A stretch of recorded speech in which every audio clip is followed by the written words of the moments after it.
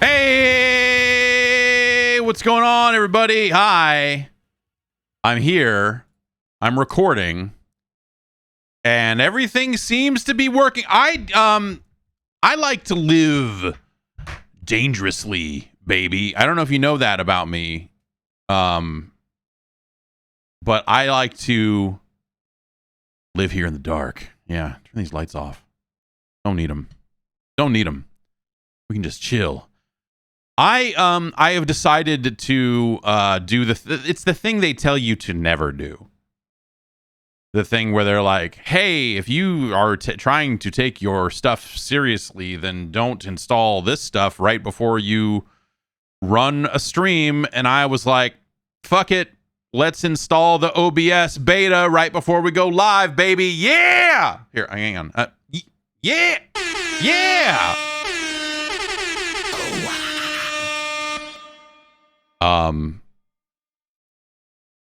So I did that. And that's been fun. For the last 10 minutes or so. It's crashed on me a couple of times. You know, it is a beta.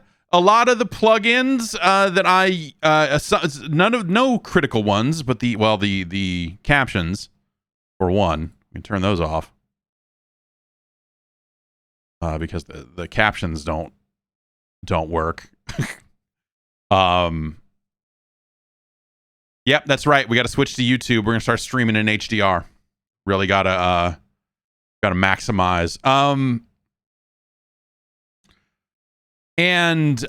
So yeah, that's been cool. I'm really curious. So they have integrated the NVIDIA broadcast SDK directly into OBS, which is the main reason I was like, yeah, no, let's do that. Let's do that.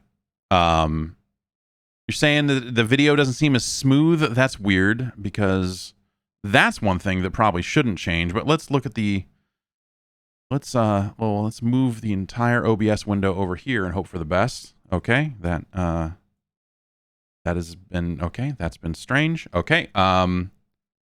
So yeah, what stream effects doesn't currently work. So wait, no, that's not. So this just looks like this now. Looks choppy. Well, you know, we are not dropping frames according to the frame drop counter. But yeah, is it yes? Is it because the reduced lighting is leading to a certain amount of choppiness? Yeah. I mean, we could turn the lights back up. I could turn all the lights back up. Turn that one on. And then I got this other one too. Might as well. What is that? How do I can only turn this one on with my phone, because that's a great experience. And I have to wait for it to find it, because it's all these Wi-Fi devices. It's smoother. Yeah, it does look smoother now that I turn the light up. Now that you mention it, I can turn it up even brighter. This is too much. I don't like this. This feels bad for me. This feels bad on the skin. A little bit, you know? So I don't know. I don't know if we're gonna go with that. The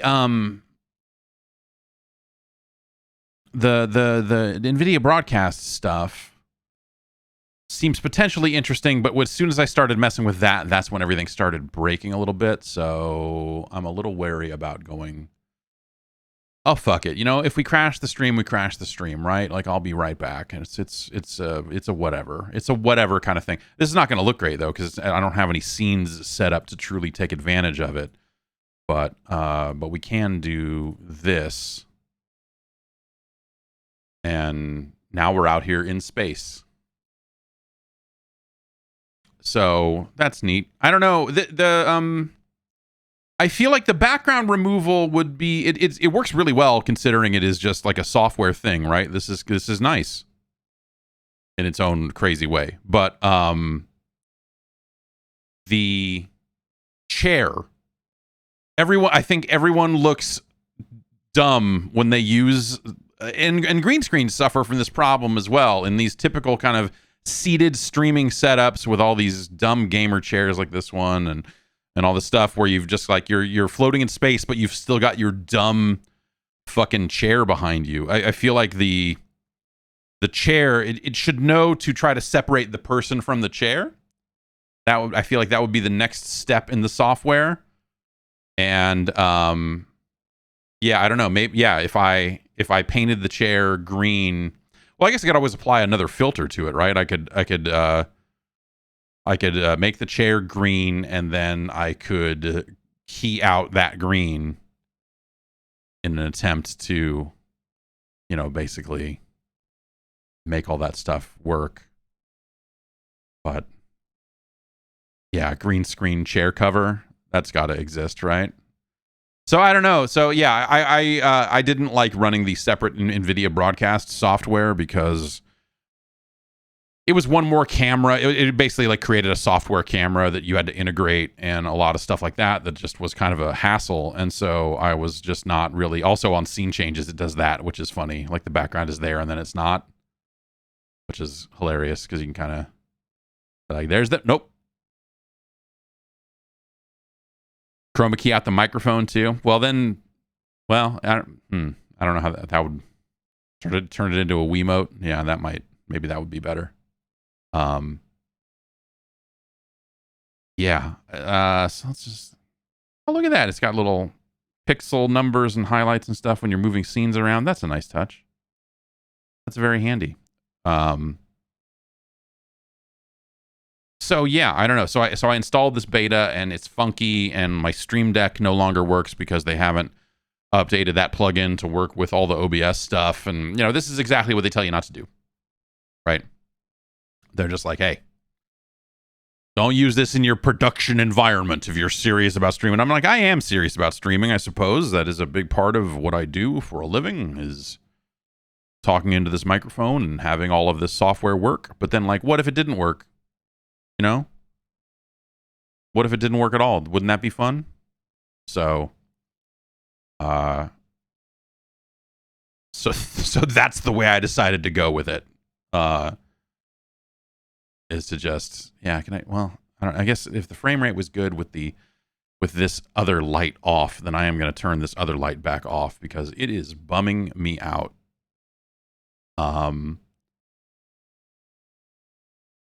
I went and filled my mouth full of gunk this morning, as you do. And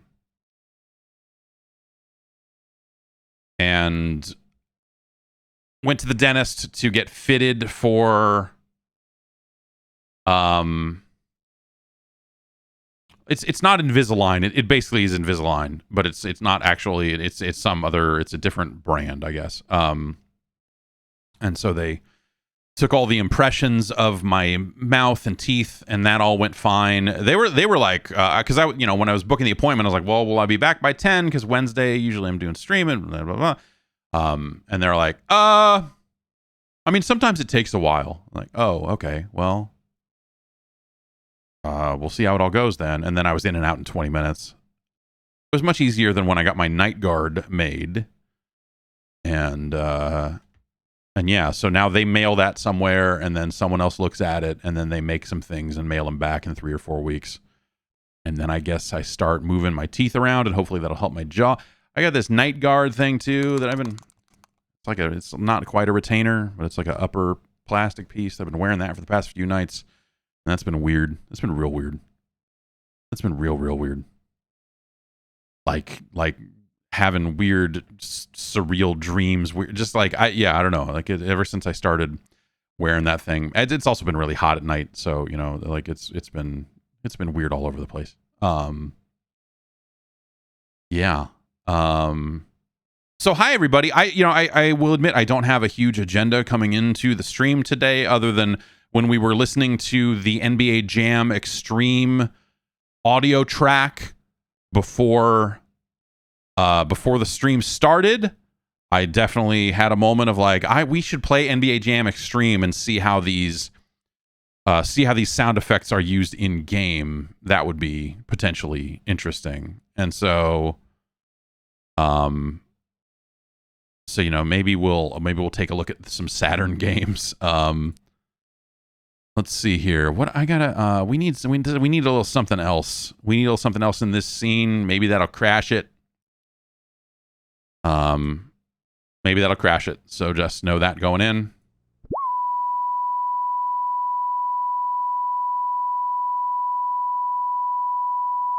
Okay.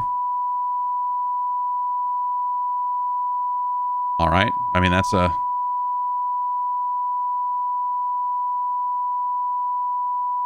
perfect. All right. Well,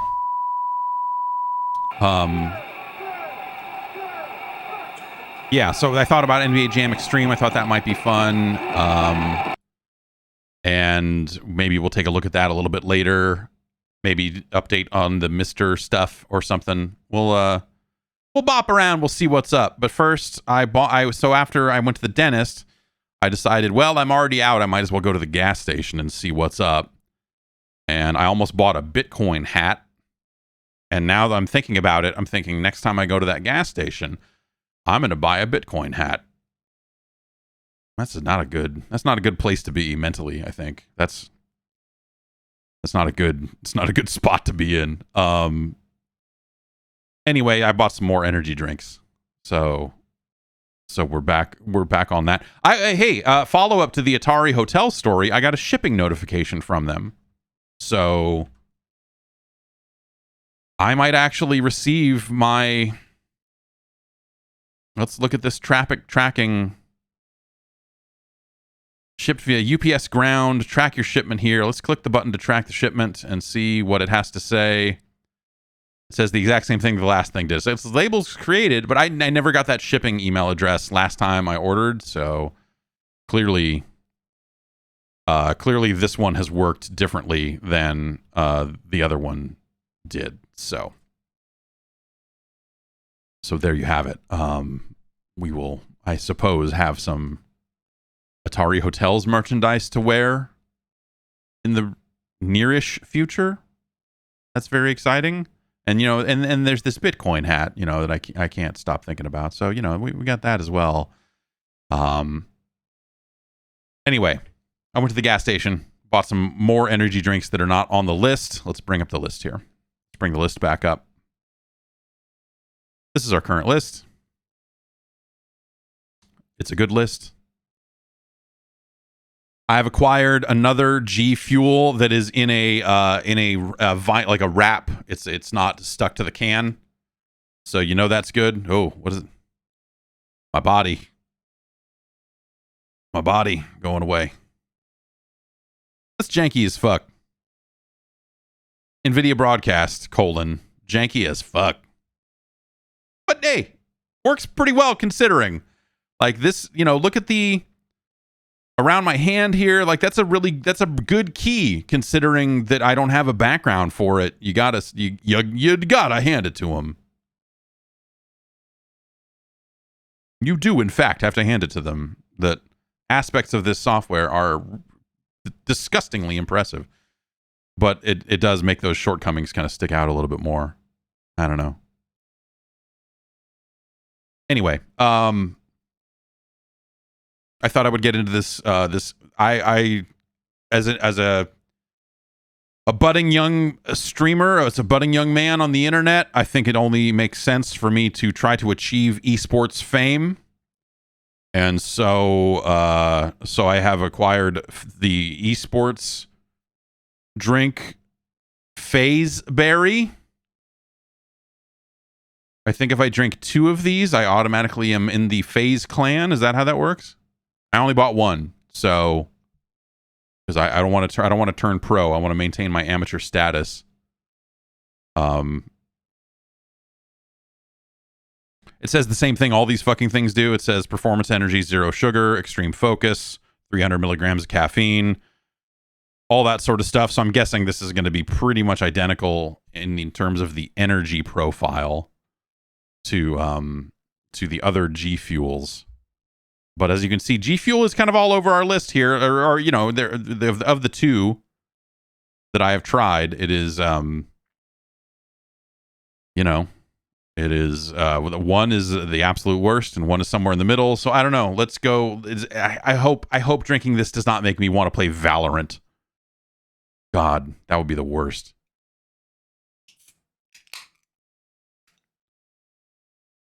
Oh, I can smell that from here. That's a strong smell from a distance. This it smells like it smells like a berry kind of berry thing. Like it smells blue, if you know what I mean. It smells exactly like the Bang Blue Raz, except stronger. So, well, I guess let's.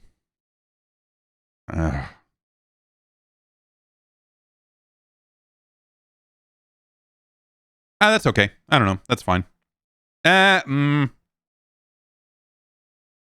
Oh, bah.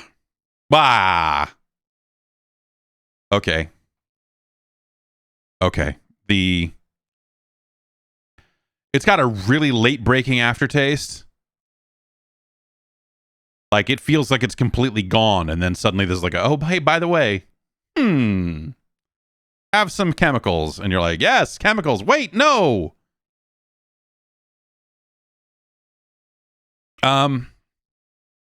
Yeah, it's not. I don't.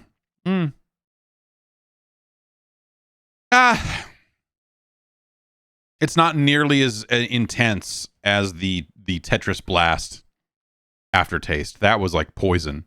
That was poison in a way that makes me want to crack open and drink the other one to see if maybe there was something wrong with that one, you know? That's how bad the Tetris drink was. That was some rough shit for sure. Man, no, it's not a great time. It's not a great time. Oh, hey, wait, where did I go? Hello. Oh, I guess this would work for this, huh? This is kind of like yes, this would be. Anyway, let's see about playing some PC games. Oh, and I am going to have to do this. Yeah, because... Oh, no, actually, this should still work. Well, let's find out. Like I said, upgrading to the OBS beta, an intelligent move, if there's ever been one. Okay, yeah, that does still work. When I launch it, a bunch of shit pops up, and it's like, hey, here's like 4 plugins you have installed that no longer function on this version of OBS. And you're like, ah, good. Some of those are not vital, but things I need to use for sure. And in some circumstances, but nothing that's going to prevent me from doing video games here today. Anyway, we were talking about playing NBA Jam Extreme or the Sega Saturn. To hear where all that audio gets used. This game, I have not touched this game in a pretty long time. There are a handful of different versions of it. I guess there's Saturn, there's PlayStation, and then I believe there's an arcade version. I remember this game being absolute ass. This game is like a scam in a way. This game is Acclaim's only NBA Jam game. They obviously did port work and published the ports of the arcade version of NBA Jam that Midway is known for. And then at some point, Acclaim itself got its hands on the NBA Jam license. And then they produced NBA Jam Extreme. And that's what this game is. And this game is fucking terrible. From everything I remember, this game is a bad game. Did Retro Arch just crash? It did. Okay. That's how much it doesn't want to play NBA Jam Extreme. Let's try that again. And if that doesn't work, we'll try the PlayStation version. And if that doesn't work, maybe we'll try the arcade version or something. I don't know. We'll do something. Let's try that one more time. No, that's just broken. That's completely broken. Interesting. I wonder why that would be. Let's run a quick update here. And make some minor changes. Let's go back over Hello. Hi. Let's go back over here and set some stuff up. What's going on? Yeah, you know, yes, that's a good, yes, John. The Acclaim managed to run NBA Jam into the ground in one single game. It's so terrible. It is, well, okay, like we're going to go into it because this, I don't know that I've played it much or at all since I probably reviewed this game. That seems like something I did. I remember reviewing it, but I can't say for sure. But yeah, we're gonna update RetroArch and update some playlists and stuff. Make sure it's pointed at the right files, all that other stuff, before we truly get into it. Yeah, this, I don't know. This is it's grape-esque more than it is. No, yeah, there's a grape. It's grape-like more than it is, you know, like blueberry or you know, blue raspberry, whatever you want to call it. And I'm gonna look at the list here. I'm not gonna rate it just yet because I'm gonna have a little bit more here, but I'm gonna say it might end up somewhere in this zone. It's definitely not as good as Sonic the Hedgehog Peach Rings. I know that for sure. It is probably not as good as Monster Energy Ultra Peachy Keen. So it's probably below that.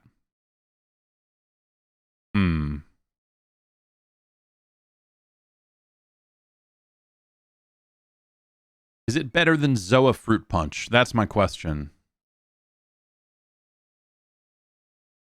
That's my question.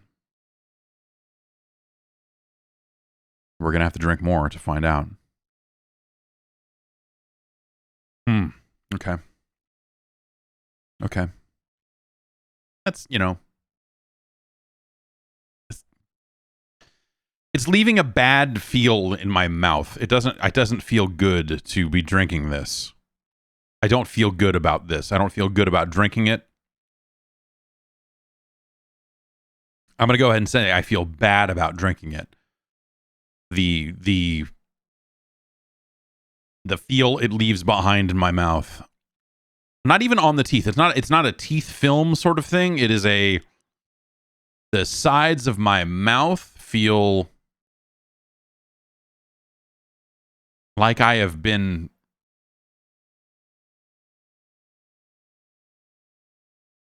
you know, it's like a mild poison. You know? It's like, hey, you drank a little bit of poison. It's okay. Like, you're gonna be fine, but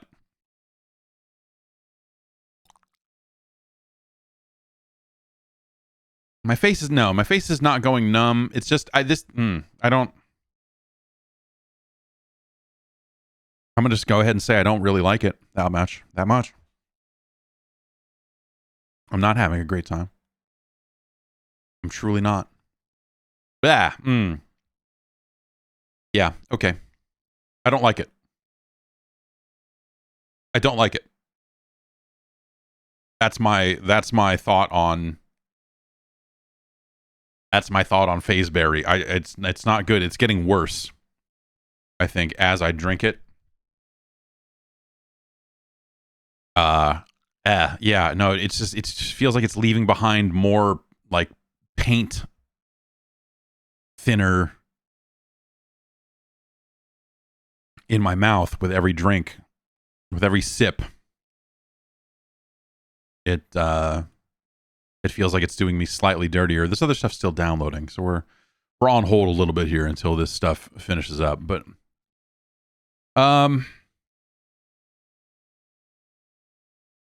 yeah, I'm not sure what caused OBS to lock up earlier when I was monkeying around with some of the different settings and stuff. But But so far, I mean, this is me jinxing it right now, right? But so far, it seems like it is doing mostly okay.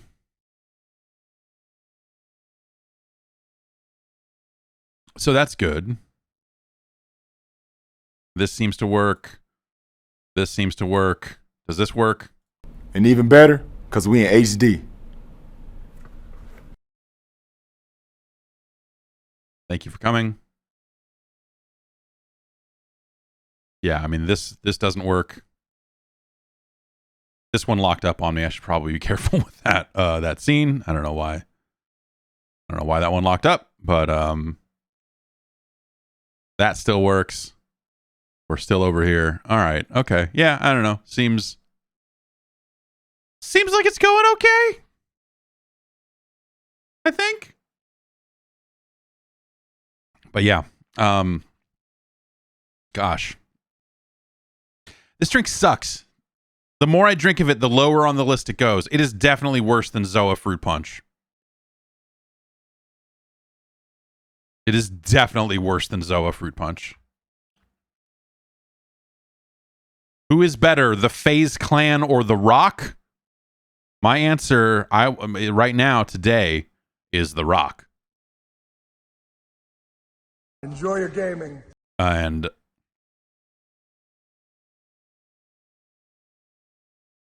yeah, this is getting worse by the sip. This is impressive. I feel like this is not normally, like, you know, these flavors are usually going to maintain top to bottom. Obviously, a temperature change is going to cause some kind of thing, but I'm drinking this fast enough that it's not really, you know, it shouldn't be a problem. And yet here we are. Bah! FaZe Clan, you motherfuckers! I was going to join. I was going to be FaZe Az. And I was going to be the hottest fucking esports man on the planet. Now I don't even know if I want to play esports.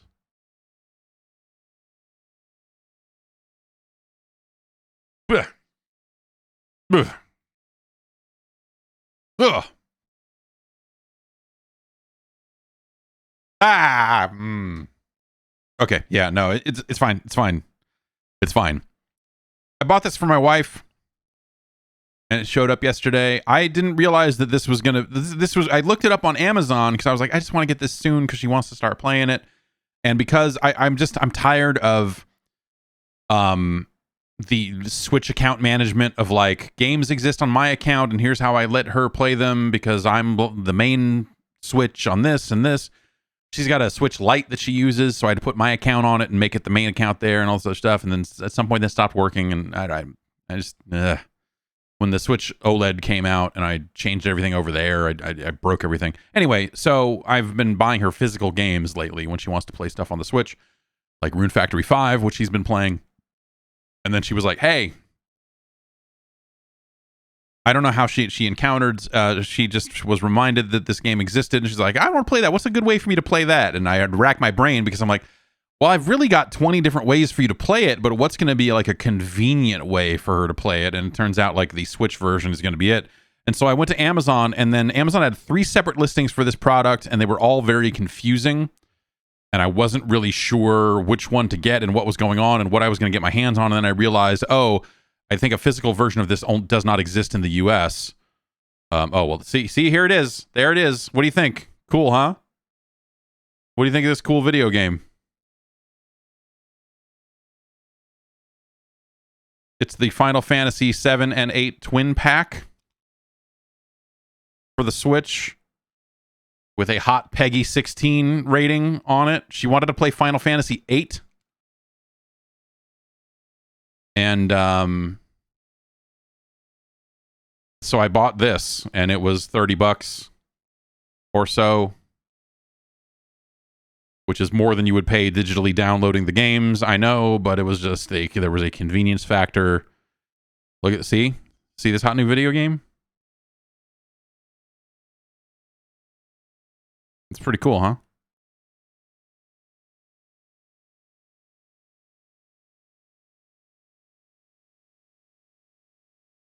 This is ridiculous. This is stupid. All right. Anyway, she's not started playing it yet. But that's so yeah, people asking how's Rune Factory 5 doing around here? Well, she wants to switch out and play Final Fantasy 8 if that tells you anything. I don't know. I don't know. She seems to think the Rune Factory 5 is okay. I don't know. She was into 4 quite a bit. Well, 4 or 3. There was a Rune Factory on 3DS that she was extremely into. And I think that's the one they remastered because they did put 4 out on the Switch also. But maybe it was 3. I don't remember. But yeah, so I had this thing of like, well, I could, there's the Steam Deck and that would be very easy to play Final Fantasy 8 on. But then I was like, well, but I use the Steam Deck usually during the hours when she would be playing games, so I can't really do that. I need to figure out a different way for her to play it. A handheld's going to be best because she can take it at night and do it and all this. Anyway, so I ended up with the Switch version. And then, yeah, had to buy a physical version and didn't realize at the time that it was not... Because all of them were like, this is a Japanese version of the game on Amazon or just like different stuff like that. Like, here's an import version, but it's in English. I know Switch games are generally in English like that, so it's, it ain't a thing. But it was just weird until I realized, like, oh, it doesn't. I don't think that these physical games came out in the United States, and so that's why this is such a weird product listing elsewhere. Anyway, those updates finished downloading. We're going to try to load NBA Jam Extreme the hard way. Let's go here and then here. Just a moment here while I load this up. NBA Jam Extreme USA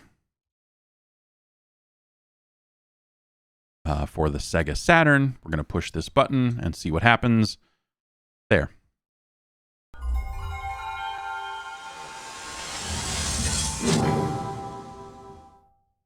And now we're going to switch over to this.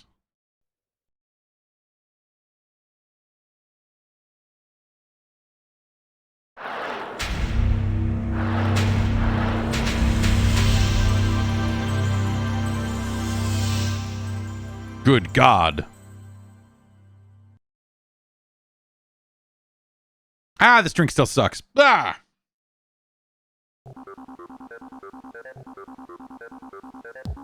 Never forget September 11th, 1996, because that's when these rosters were last accurate.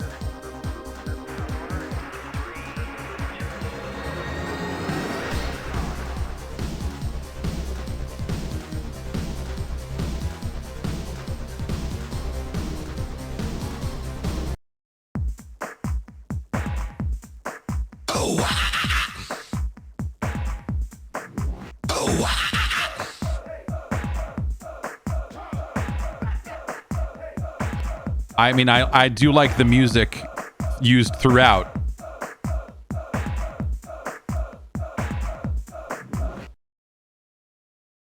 This is not just loading. This ain't just loading. Fucking watch out.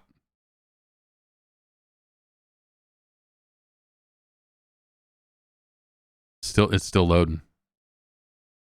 Does lock up? Oh. Yeah, so this was, they decided that they wanted to make a polygonal NBA Jam game. That was... Hardaway from the arc. Boom. That's gotta hurt. That's gotta hurt. Hardaway. That's gotta hurt. Smoke.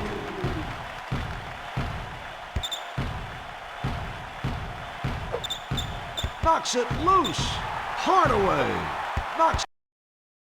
Yeah, of course. Yeah, it's not the NBA Jam announcer. It's not the NBA Jam developers. Like, this is a completely different game from a completely different studio, from a completely different place, and so it has none of what made NBA Jam a classic video game. Example, shoot. Why?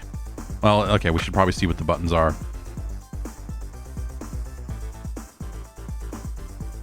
Okay. So we've got a shoot block. We've got a pass steal. Pretty common. We've got a turbo on the right, and we've got extreme on the left.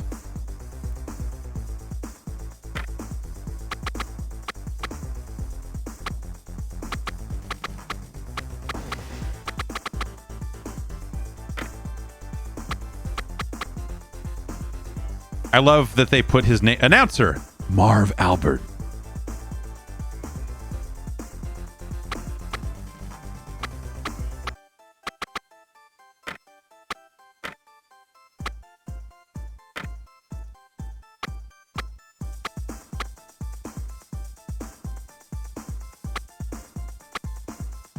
I guess I'll be player 1.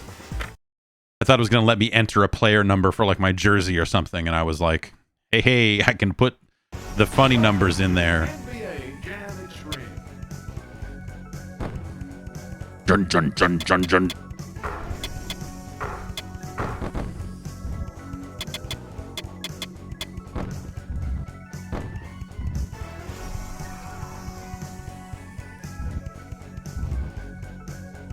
No. I'm serious about this. I'm not here for silly heads.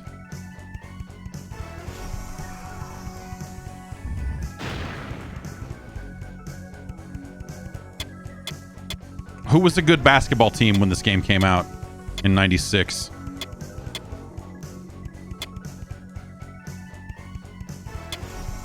Van Exel.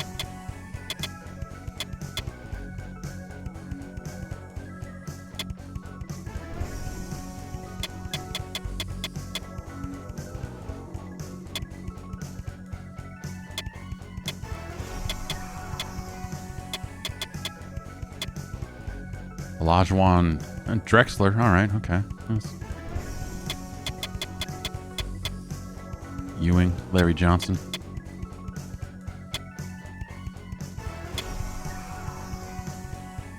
Popeye Jones. Is this? I remember a lot of people talking about Christian Laettner as if he was going to be a big deal. I don't know if he ever was or not, but people sure don't talk about him much now. So.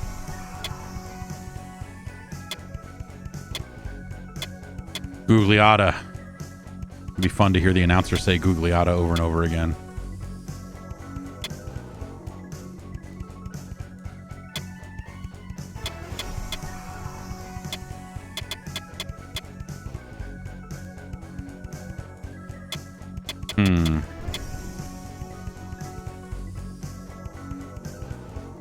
Well, who's got really high dunk stats? Alonzo Mourning does. Not good on the three-pointers. It's not a great dribbler.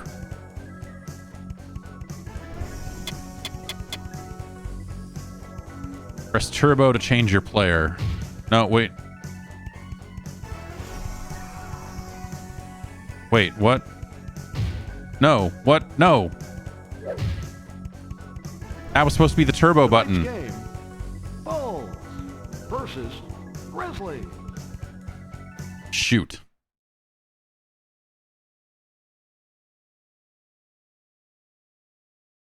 Okay. We'll sit through this extreme load. This whole game, I fear, is an extreme load.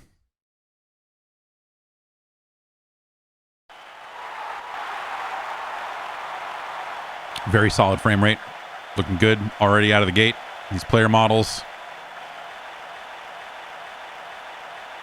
Great crowd noise.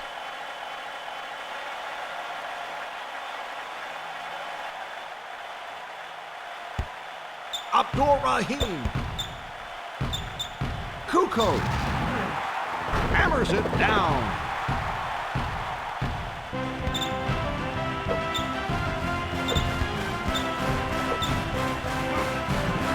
I'm having trouble following any of this action, honestly. Oh, yeah. There. Yeah. Let him know. That stings. Abdul Rahim. Boom shakalaka. That stings. Uh-oh. Is in the paint. Didn't bother saying the name there. Just says, is in the paint.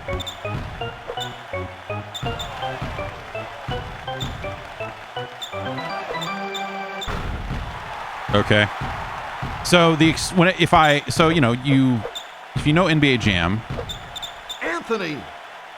you know that I've got my From the arc. Let it rain.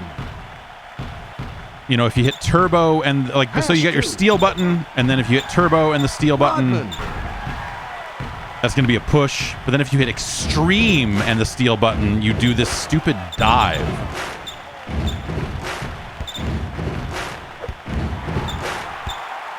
Abdur Rahim. Yes. Grizzly. Up by 1. Oh no, he's moonwalking on me. Pass to Rodman. Anthony. Rodman. 1 minute left. Kukoc. I smell smoke. Kukoc. Shoot it, Kukoc. Sensational. Abdur Rahim is in the paint. Showtime. It just looks so Grizzly. bad. It looks so Up bad. by 1. Rodman. 30 seconds. Kukoc. Way above the rim. Oh my goodness.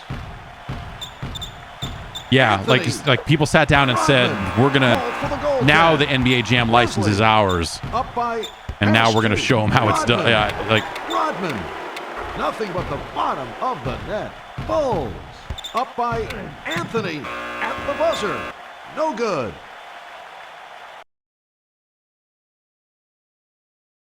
so. Let's try the PlayStation version and see if that looks any better. Maybe we can work our way up the tree a little bit here, and get a sense for the other. Oh no, we're missing assets. Update assets. For the love of God, update these assets. We need these assets. We've got to get the assets. Okay. Let's see if the PlayStation version fares any better, because the PlayStation was just a better device for doing polygonal video games. I assume it's going to run at least a little bit better, but we'll see.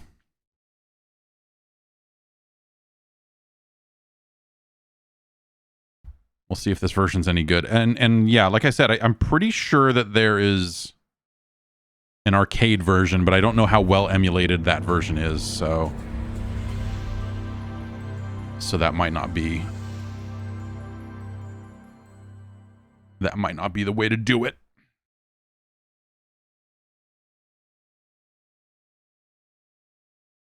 Sculpture Software definitely has done some hot games over the years. That was actually where I was going with this, and it's like you magically appeared one Dave Lang. Yeah, so do you work on the Saturn version of NBA Jam Extreme? Is that it's because it's pretty rotten. Also, what is up? I'm going to get you on the show here pretty soon when you have a little bit more free time, and we are just going to talk about NBA Jam Extreme for like an hour. In terms of how the hell that happened. Also, my other question is, so there's an 8-minute audio track on the Saturn version of the disc that just has a bunch of Marv Albert audio, and then there's a few names in there that is not Marv Albert sang them, and there was one voice clip that a part of me was like, that kind of sounds like Dave. And I'm curious if you somehow recorded a tiny smidge of VO for this game. Definitely not you, but okay. But if you heard it, you might know. Okay. All right. All right. Good to know. So here's the PlayStation version of NBA Jam Extreme. It just, this game feels, like shit. Welcome to NBA Jam Extreme. Does this do anything?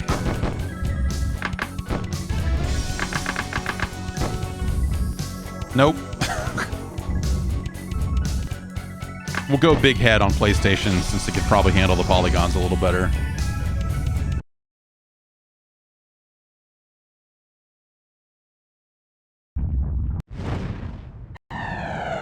Oh, okay. So this did do something.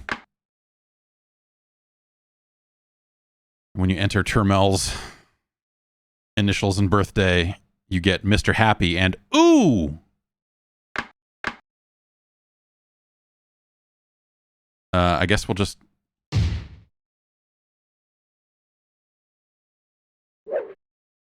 Mr. Unhappy. Oh, man. We're going to be Mr. Happy and Mr. Unhappy. That's going to be the ultimate...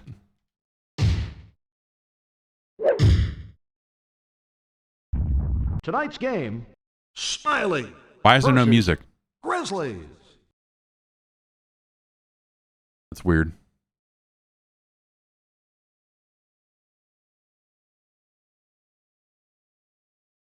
The most extreme loading in the world. Yeah, so I remember this game coming out and going like, oh, there's a new NBA Jam. Like, you know, or hearing that it was going to come out and going, that's oh, interesting that there's a new NBA Jam coming out. Because I thought that Midway lost, you know, or you know, that we weren't going to see any more NBA Jam games as a result of whatever weird license change there was. And then, yeah, sure enough, Acclaim tried to do it to him. It's really weird because I guess, wait, what is it? The NBA owned the term NBA Jam. Okay, what buttons do? Okay, that's shoot. Wide open. Lucky bounce. So we're kind of seeing a couple of different benefits here, and so it's not quite a fair comparison to that Saturn game, but this emulated PlayStation is running at a higher than normal resolution, and so if this looks a lot cleaner than the Saturn version, that's why. Is because this is running up-resed on top of everything else. So okay, so that's pass.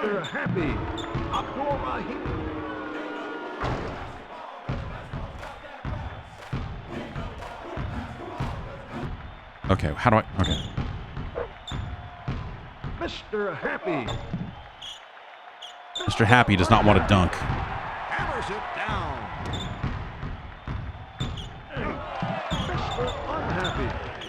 Knocks it loose. Anthony.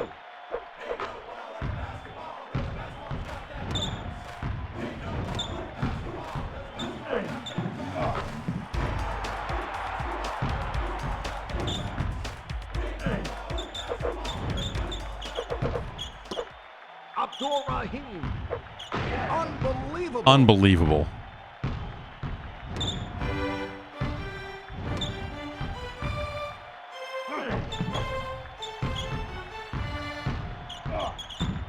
I haven't been to a basketball game in a really long time, but I don't know. They're always playing that tune. That's always a jam. They're rolling out. Oh, Mr. Unhappy is putting in work.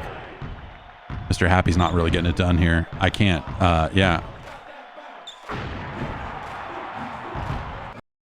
I should have looked at the controls before we started. I made a horrible mistake. Okay, so it looks like no. Yeah. Okay, so R1 is turbo and R2 is extreme. That's what it is. Alley-oop, 2. And if I hit them both, it tries to alley-oop apparently.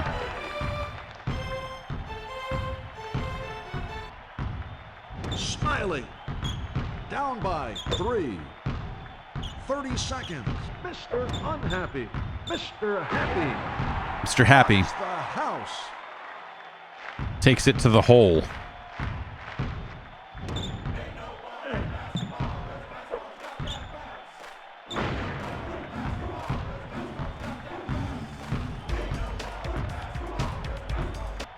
Pure energy. Grizzly. Up by 3. Mr. Happy. Boom. Are they saying ain't no ball like basketball because basketball's got that bounce? Is that? Yeah, Saturn transparencies. Yes. Yeah. Talking about hot Saturn transparencies in the chat. Tomb Raider was one of the big examples. I remember of like them pulling off some of that stuff and always hearing like, oh, it's a modern miracle that this game looks like this. Because the Saturn is not built to do it.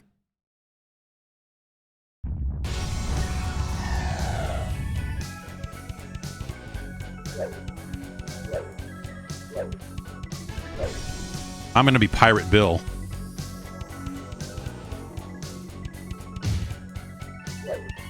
And I'll make my teammate... Ooh.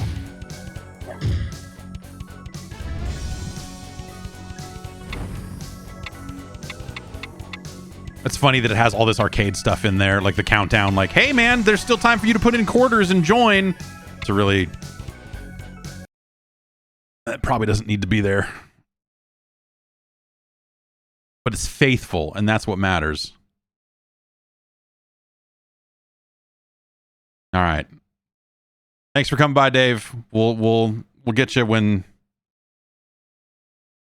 after Rumbleverse ships. Maybe you'll have a little bit more free time. We can get you on and talk about a game that actually matters, NBA Jam Extreme. I mean, come on.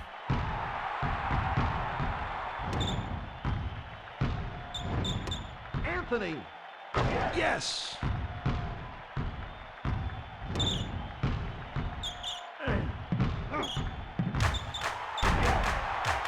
Pirate Bill getting it done. Moulton for three. I smell smoke. Pass to Pirate Bill. Yeah, fucking stun on him, Pirate Bill.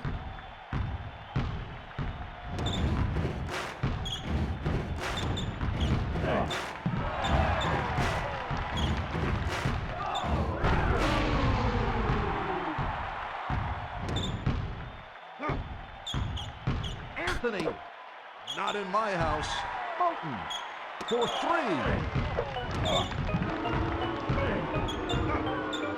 Oh, it's a mugging. Oh, we got Team Fire, or it just says smoking. Anthony Just from the arc. oh, Out the fire. damn it. Oh well.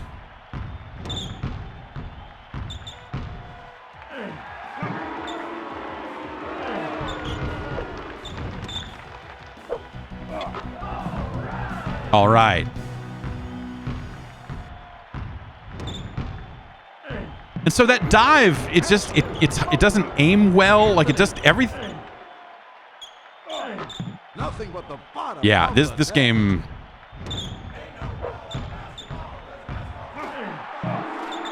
Ain't no ball like a basketball. Because basketball's got that bounce.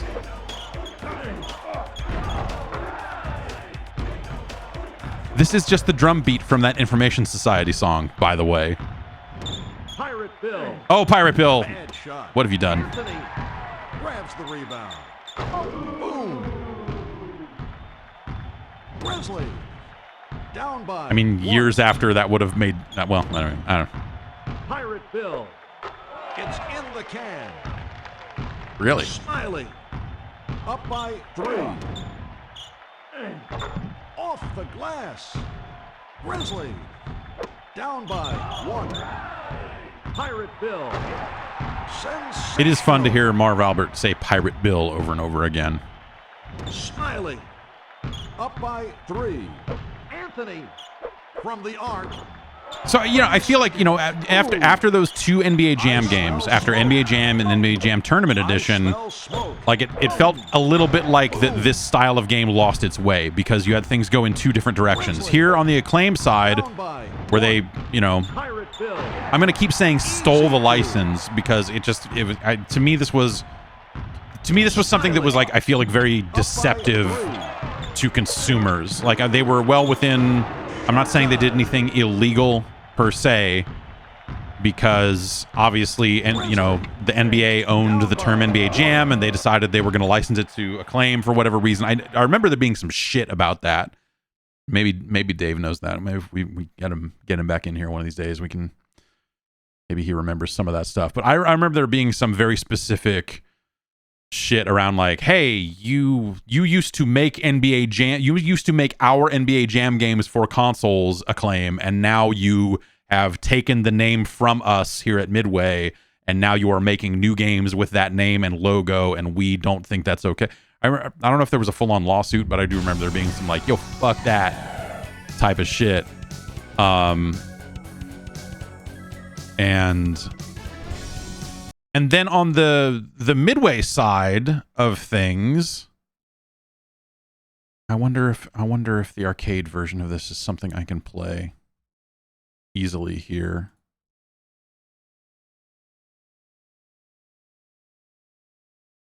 Yeah.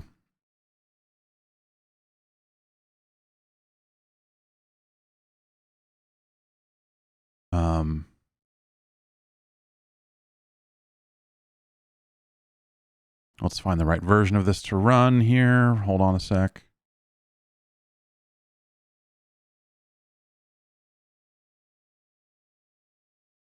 On the Midway side of things, they lost the rights to the name NBA Jam, and so, but they could still get the NBA license, and so they did NBA Hang Time. And then this is the updated kind of tournament edition of Hang Time called Maximum Hang Time, which has a sizzling finale and smarter drones and radical dunks and better gameplay. That's a weird thing to just put in your attract mode. Like, it fucking plays better than that other one. Also, you can create a player. So this game came out for the N64 around at launch. Actually, not Maximum Hang Time, but regular Hang Time came out for the N64 at launch. And so they didn't go polygonal like Acclaim did with NBA Jam Extreme. And so you had this weird situation where I think players were kind of getting into the idea of polygonal video games, and that started to become a player preference. But in some cases, it was just not easy to make that work and make that look good and all of that other stuff. And so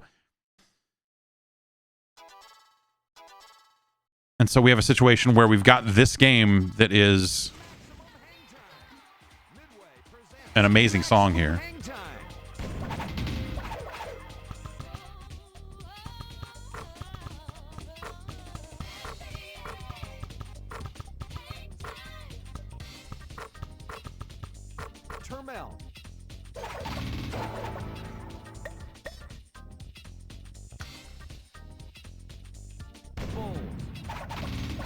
The Chicago Bulls versus the Vancouver Grizzlies.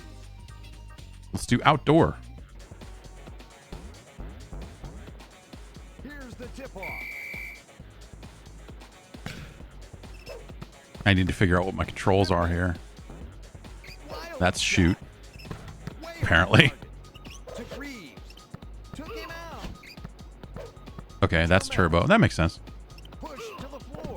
And so you have a game here that's basically NBA Jam with some like relatively smart updates and stuff like that, but like it didn't have the like this game never had the cachet that NBA Jam had, and also like by 96, you know, we're like a year in on the PlayStation, and I don't know, it just never. I'd be curious to hear how this game did in arcades. But it just felt like no one was really going to arcades that much. Or people were going to arcades less and less.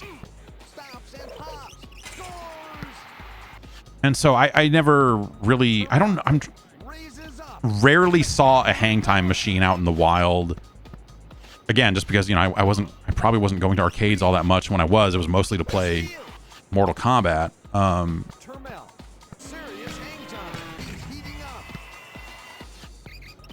And then this game also, as it doesn't have the original NBA Jam announcer, you know, Tim Kitzrow was, I don't know, too good for it. I don't know what the situation was. There was a falling out, or he wanted too much money, or whatever the deal was. But 1 minute to go. He guns it, baseline leaner off the backboard. Hammered it. oh. And so this guy has no, and I don't know if this is like a real dude, if this is like a real NBA announcer dude doing the voice here, or who it is, but just listen to the way that dude just said boom shakalaka. Like there's no oomph to it. He's just like boom shakalaka.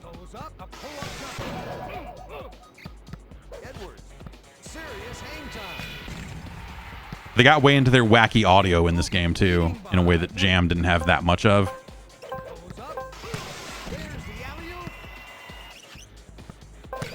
Takes it to the hoop. No good.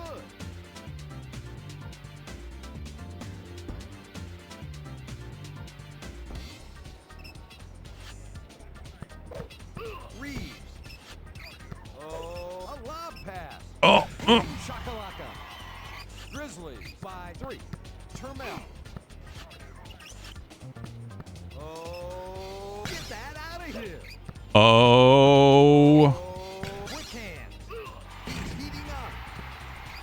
But this game plays well. Like, you know, if you played a lot of NBA Jam, this was kind of the next iteration of that, and it had some additional nuance and different things you could do that it's one of those things where it's like, this is probably technically a better game, but like at this point, NBA Jam had become such a cultural phenomenon, and arcades were in a weird place, I think. Like, that.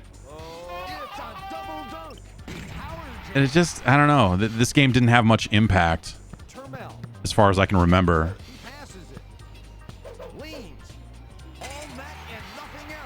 Chicago down by 1. Edwards. Run the paint. Bingo. And then after this, they did NBA Showtime, Termel. Serious hang time. which I played a lot. So they sent us an NBA Showtime machine when that came out, and so as a result, I played quite a bit of NBA Showtime. Reeves. To Edwards. Leans. Termel has the rebound. Termel. He goes to the hoop. And we'll see if I don't think I can play that here easily. I might have to Blaze it up. fire up something else to play the arcade version of Showtime. Termel. He flies through the air. Edwards. He goes to the hoop. Pippen takes it off the glass. Through the air. He's heating up. But you know, like these graphics are better than Jam. Edwards. I think the music's all right. I don't know. Termel. Got it away in time. Come on. All right. We're at halftime. The halftime leader is Termel. And this track is this shit goes hard. Hang time, y'all. You know what I'm saying? Anything goes on the court, I've never been beat. Beauty only skin deep, I like the rim 10 feet. You can't stop me, the game looks sloppy. You need more practice, maybe you like this. To enjoy the game by midway, I can drive around you, even shoot a trait. A 3-point threat, no sweat, you can bet. Back you down and fade away all net. Hang time. Yeah. Hang time, y'all. You know what I'm saying? Hang time, y'all. You know the rules, crossover dribbles, taking you to school like that. Next time, remember who you're playing. You get no mercy, know what I'm saying? If you reach, I'ma teach. 2 for the layup, catch you on the rebound, game over, stay up.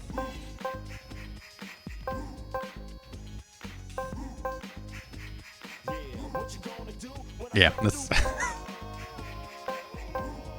this game's great if only for the halftime music. It's showtime. No, it's hang time. Showtime. No. Fires the jumper. He's heating up. Nope. Wrong button. Edwards. Stick him. Blocked it. Termel. He shoots. He's on fire. Reeves. Oh, damn it. Could not capitalize on that at all. Termel. Oh. Away. He goes to the hoop. Reeves. A pull-up jumper. He's heating up. And I want to say this was the game. Well, I think you could do it in Showtime as well, but you could get team fire by doing 3 alley-oops in a row. Edwards. Oh. Slam dunk. Termel. Way up in the air. Rejected.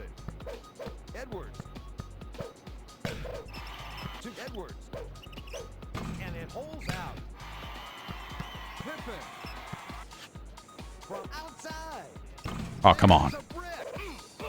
Reeves. Also, this game's a little quiet. I know that a lot of these Midway games, especially when you're emulating them, but also I guess this was just how they were when you... Can I... Well, it'll end the game, but I wonder if I can... We need to maybe look at the controls here and see if there's a...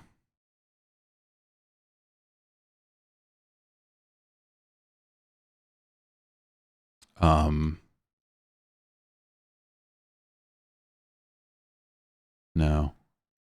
Well, is there any... No, there's not. Well, there's got to be a way to get into... Vancouver takes the lead. Turmel.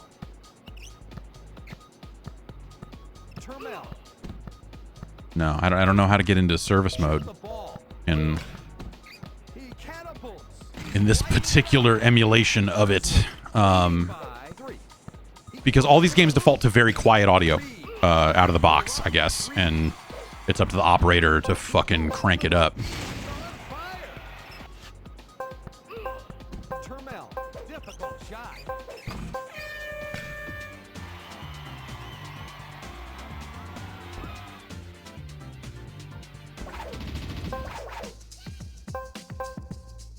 The continue music here is pretty good too. Did they put sick bass tubes in the cabinets? No, they just expected you to turn it up. I mean, the speakers that are in a lot of these Midway cabinets are all roughly the same, but it's up to the arcade owner to pump it the fuck up. I'm gonna try and this might be...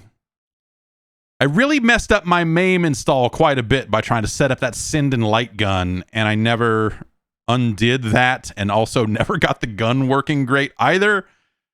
So we'll see how this works. This might be janky, but we'll see what we can do.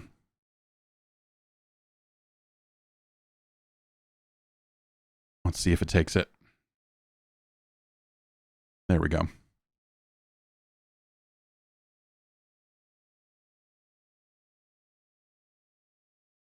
I guess this is what version 2.0. I mean, we could do the sports station. I think that... Anyway, let's just do this. And see what happens. Make sure it works here. It is taking its sweet time. Yeah, it crashed. Yeah. I'm going to have to reinstall MAME from scratch because I screwed up a lot of stuff trying to get that light gun working. And that's a bummer. Let's try this one more way. Yeah. Can I play anything on here, or does it all crash? Yeah, everything just fucking crashes. Yeah, I'm gonna have to set up everything from scratch for MAME. I'm not looking forward to it, but I've done it so many times over the years that it's not actually that hard to do. But it does mean that right here, right now, we cannot easily play the arcade version of NBA Showtime. But I guess there's another option there. We can always do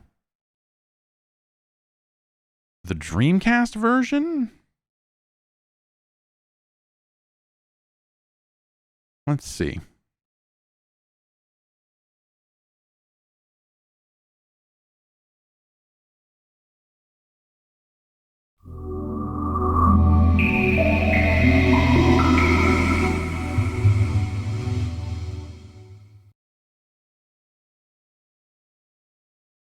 Let's see what's up with this version of the game. And this was another weird era. I mean, this whole stretch from like the mid 90s, like kind of not long after the release of the PlayStation in 95.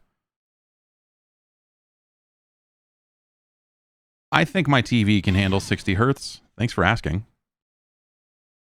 The back half of the 90s was and this is that interesting era for Midway as well when you think about it, and Midway was kind of the greatest sufferers, I guess, of this transition. Well, whatever, they made it through. They made it for a good long time before they went away. But like the arcade to home transition hit Midway very hard because you had games like this that like were really great arcade games that were really great if you were like, I'm going to show up and I'm going to put $1 into this and or $2 or whatever, and I'm going to have a great time, and then I'm going to walk away and go eat pizza or whatever. And then you had this coming out for the Dreamcast for $50. And it's just kind of a different value proposition, because then you have to start comparing it to like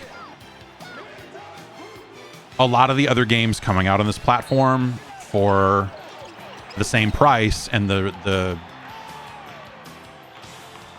content in them. I don't like these games were meant to be played for 3 to 5 minutes, and then it was always a little strange when it came time to like, okay, now I'm going to own this game. I felt that way about when Jam came out on the Genesis and stuff like that. Like, it was cool to be able to play it. But it's weird because I never felt that way about Street Fighter.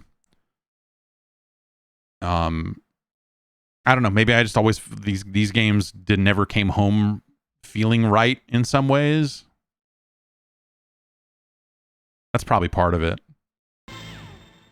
Is by the time they were coming out of the Dreamcast, and at least they had an analog stick to work with, the analog stick didn't feel quite right compared to the 49-way sticks they were using on the arcade machines here.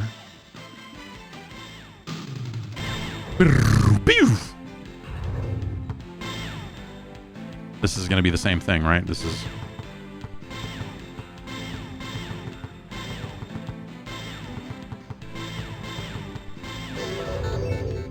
Yep.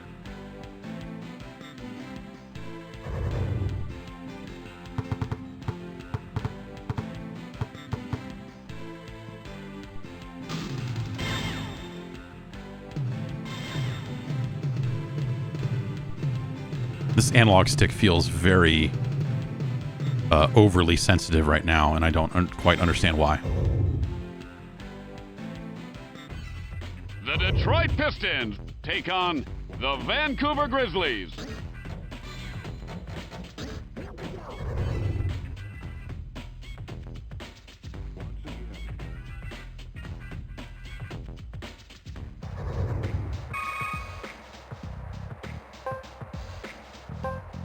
Cherokee Parks, Bryant Reeves, Joe Dumars, Mark Turmel.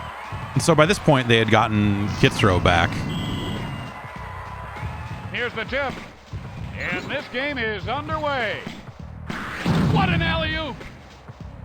And they had found a way to make this game work as a polygonal video game. You know, obviously, hey, we're a generation away from... He knocks the ball loose, and here he comes. From the fucking Saturn. Hands off to Turmel. Quick crossover. Oh, that didn't go. All right. See that one again. You know, this game runs at a great frame rate. He loses it. Oh, 60 frames per second. The frame rate of fun. If you were having fun, hands off to Turmel. that game's running at 60. Whoa. Finds Parks. Parks lights it up for two. He spun right by his man. Fires it for two. Reeves, the outside shot. Dishes to Turmel. Dishes to Dumars. Wrong button. And that's good for two. Reeves with the power move. And so here they tried to introduce fouls as a concept. Oh my. And so if you really just keep mugging people and knocking them down over and over again, eventually they start getting free throws. Vancouver up by one. Which is a neat idea. Count it. To Reeves. He spun right by his Not that man. rules are fun, but eventually I think just people just got too good at jacking motherfuckers. And Turmel, there is 1 minute left. Takes off from the foul line. and you probably needed some kind of gameplay thing to prevent people from Really throws it through with authority. Doing that. And it's good. Vancouver up by one. Time is winding down. Finds Turmel. Turmel. He is really heating up. In his case, the playground is heaven. To Dumars. No, no, no. Oh, well. I can probably still get on fire next quarter. That probably will still work. Detroit by a point. Smooth move. He shoots. He is on fire. Whoa. Damn it. Detroit by a point. Smooth move. Oh, he dunked it. To Reeves. Reeves. He dunked on him. Detroit by a point. Good. Dishes to Parks. Parks. Wrong button. Cherokee Parks. Detroit by But yeah, a point. Showtime's a That good was game. all ball. Finds Reeves. Launches his body. To Termel. And so this is kind of like, in a lot of ways, this is the this is the last chapter Lays it for up. this form of game for a really long time until like To Termel. EA got the license, and Termel. at that point they were just, Going you know, that game is just a tribute to Dishes the to original Parks. NBA Jam, which is Reeves cool. with the Those games are neat. move. And he frees himself. Termel. Oh, Magic carpet ride. obviously Midway would Takes off. keep trying to do basketball with Vancouver up by 1. Goes NBA up high. ballers. That was all net.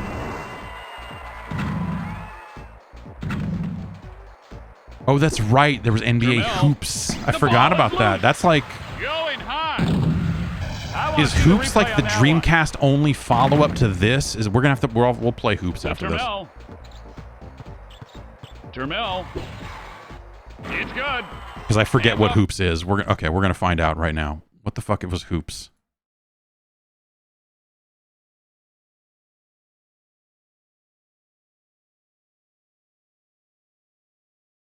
Is hoops going to crash? Yeah, hoops crashed it. Hoops is too serious.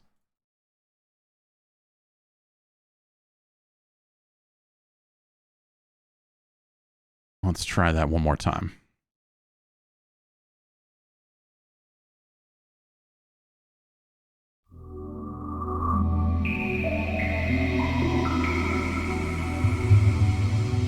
I have no recollection of what this game is other than it wasn't this. This was like a home only follow up to Showtime, right?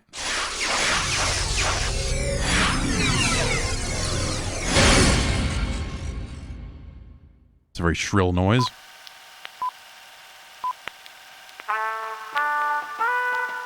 Oh, so this is a case where like Eurocom did a update, like the original team didn't even work on this. Is like college hoops, where it's like, yeah, it's the same engine, same basic stuff, but we updated the rosters and did a few other things.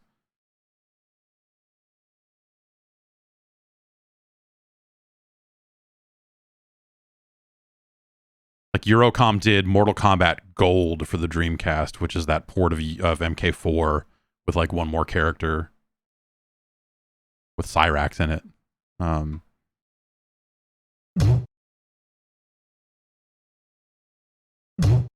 Midway presents NBA Hoops.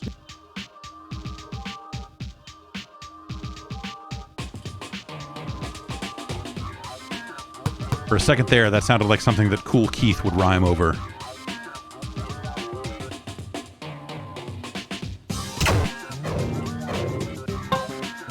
Oh, what the fuck is that? I'm out. Not interested.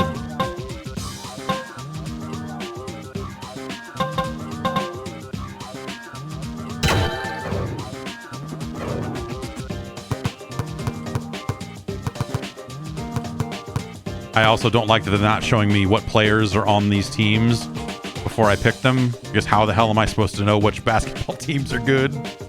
That would have been as true when this game was new as it is now. Or it's like, I don't know. What are these noises? That was like a defender. Yes, give me Ron Artest. This game is already too serious for me.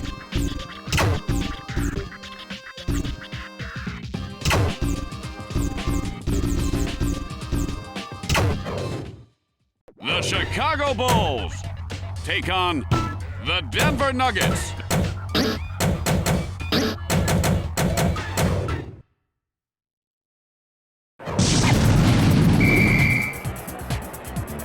Ref will toss it up.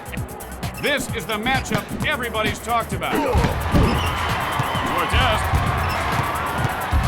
You got a turbo button? What are we doing here? I'm hitting the shoulder buttons and ain't... Okay, you've got a... Oh, they tried to make a basketball game. Benjamin almost took his shorts off. Finds Alameen. Houston, we have liftoff. But also still...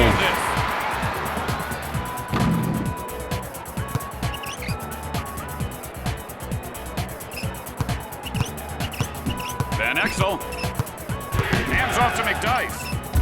Antonio McDice. The speed of this makes me angry. Like the way this game is moving. The pace of this video game is distressing to me. This is to Alameen. Quick step. Finds Alameen. I'm the bomb. I'm the bomb. I think that was it. I think a lot of these Van Exel. sound effects and Shoots. stuff comes out of... Look at him go. Finds Alameen. Oh, so do I have 2 pass buttons because there are 2 other people to pass to? Is that what it's doing? Van Exel. I've got 2 jump buttons, Antonio apparently. McDice. Yeah, this is like... I gotta turn it down, too, because it's like really bumming me out. This is to Alameen. Finds Pfizer. Pfizer. And here he comes. Let's look at that highlight. Yeah, it looks like I've got 2 pass buttons and maybe 2 shoot buttons. I wonder if one is specifically, explicitly dunk. Van Exel. Hands off to McDice. Or maybe it's just a case where they're like, there's only 3 buttons in this game, so we've mapped them to multiple places. Takes off. Nope. Yeah, you can dunk with both buttons also, so maybe it is still a 3-button Van game. Exel. The speed of this game is like really Antonio McDice. terrible. Holy smokes. Chicago I can't by a believe point. this. This is what this is. Look at how slow. Like, I'm holding turbo. And this is how fast Ron Artest is moving here. Way above the rim. Like, it's slower than the default movement speed was in Showtime. Van Exel. Finds McDice. To Van Exel. From short range. You didn't need a 3-on-3 game. Chicago by a point. Artest. That's all night. That's all night. Van Exel. Time is winding down. That is a thing of beauty. Finds McDice. Awesome defense.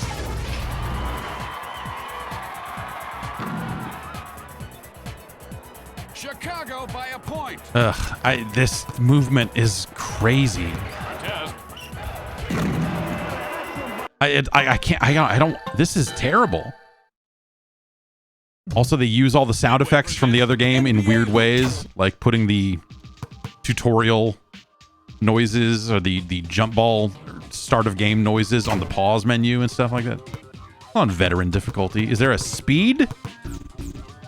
Is there a make this game play fucking good? Looking like no. And this is like a early like Robotron Defender kind of noise. I guess, you know, hey, honor the past or whatever, but like, okay, yeah. Oh, I'm sorry, there's a hoops button. Like, well, you know, years ago when they stole NBA Jam from us, they had an extreme button. We're gonna have a hoops button. Yeah, just uncap the emulator and get it to run at 200% speed. Maybe that would be the right way to play it. This game is distressing. I am gonna run and use the restroom really quick here and recover. You enjoy this hot music, and I'll be right back.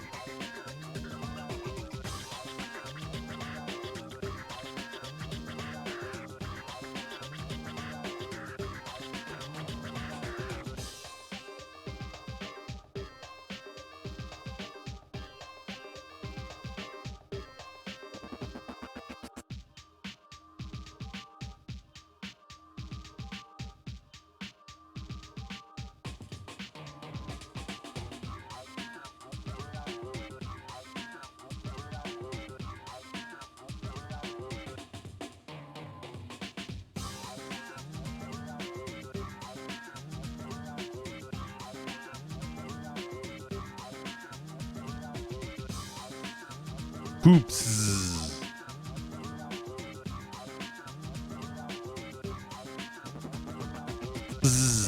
Hoops.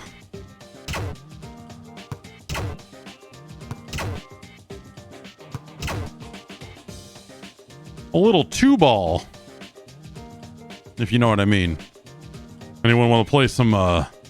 Anyone want to? Anyone want to play some two ball?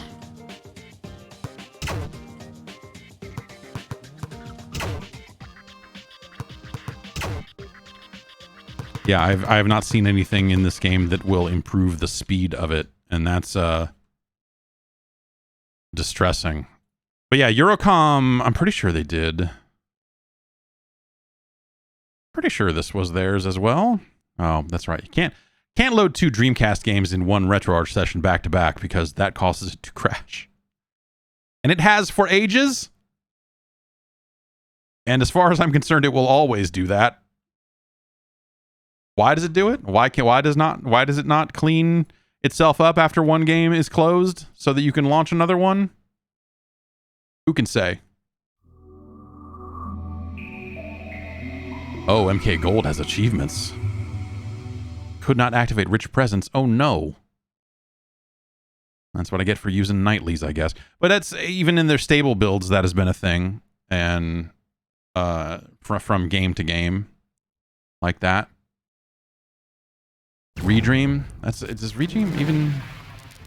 They primarily built Redream for Android, didn't they? I have the standalone version of Flycast installed, like a relatively recent version of that, and Flycast has been pretty great. Eurocom Developments Limited Entertainment Software Games. Entertainment software games. Electronic fun for everyone. How many revisions do you think that little intro went through before they set it on? It's like, no, I like electronic fun for everyone. And then that will say that, and then the game will play.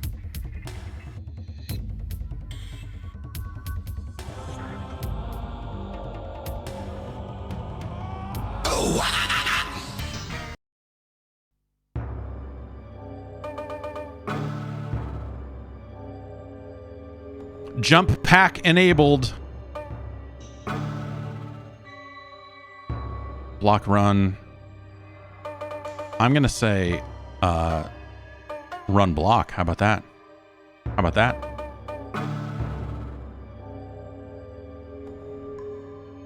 I don't know what that just... Mortal Kombat Mythologies Gold 2000 is not a video game, and whatever Twitch's database...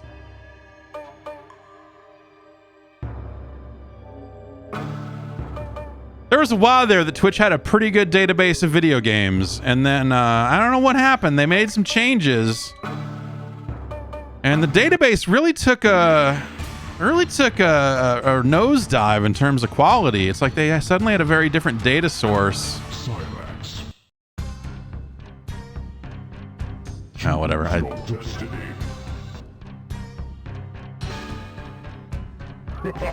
I don't know that there is a great data source anymore. Fight.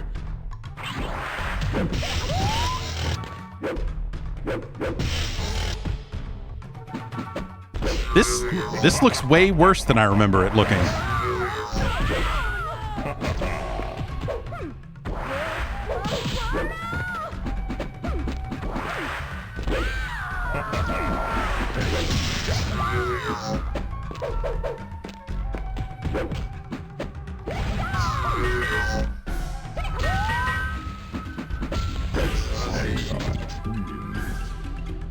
Yeah, it is rendering at higher than normal resolution. Fight. Maybe it's just weirdly clean.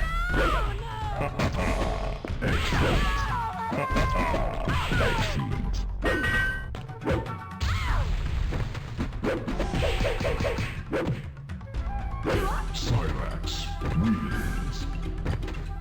Flawless victory. Round Hell yeah. 3. Fight. Well done.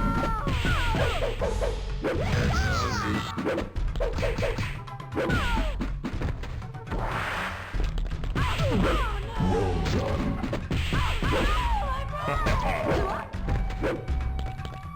Finish her.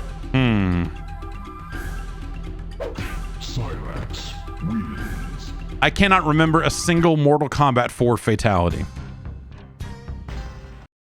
Round 1.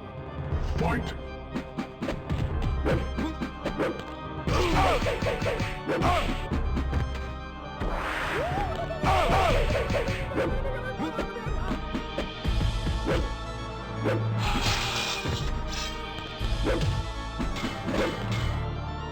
Silence wins.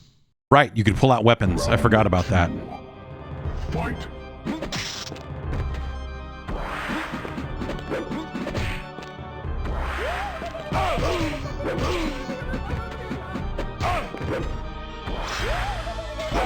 Well done. Outstanding.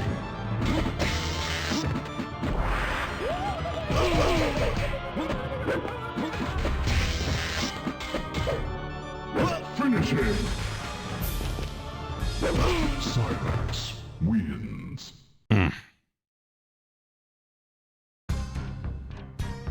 That was always one of my...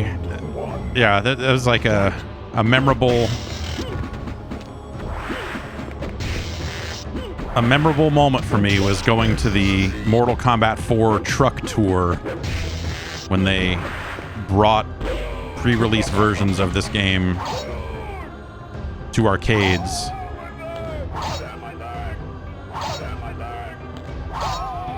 And going and playing a little bit of it and just being like, man, fuck. This game's a real bummer.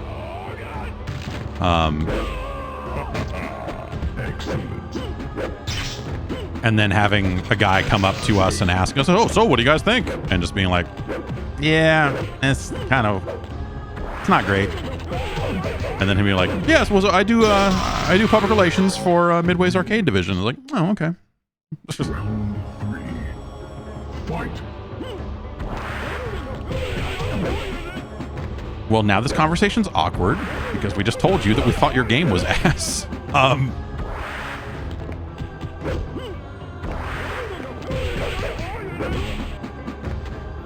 But like, in retrospect, like there are aspects of this game that build on 3.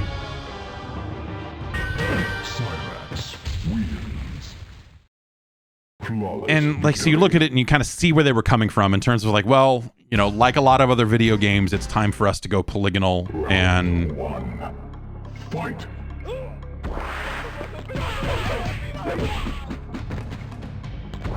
and all that shit. And also the pre-release version, and even, well, I don't know if you remember how this used to work, but like Mortal Kombat games really, they shipped in early access, like the first revisions of those games that went out the door, like sometimes they wouldn't have endings, or they definitely didn't have all the fatalities in, and so they would release multiple revisions of these games that would drastically improve whether it was the balance or just the number of things you could do. They'd add characters, that did all kinds of stuff. And so the first revision of Mortal Kombat 4 that went out the door was like way worse than what ended up being the kind of final rev. So at least there's that. But like,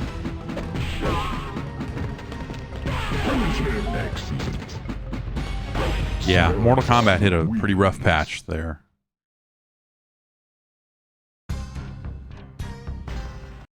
Well, Round 1. Fight.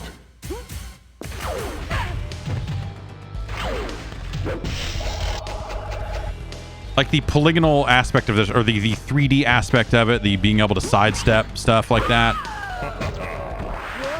felt like a negative inclusion. And just the speed and pace of this game is really weird. These universal breakers, so you have these throws, but also you do forward and low kick, and you do this. And everyone's got a one of those in addition to a throw. And then you can pull out a weapon, which is a different move for every character. So I don't know Cyrax's. There's no in-game move list.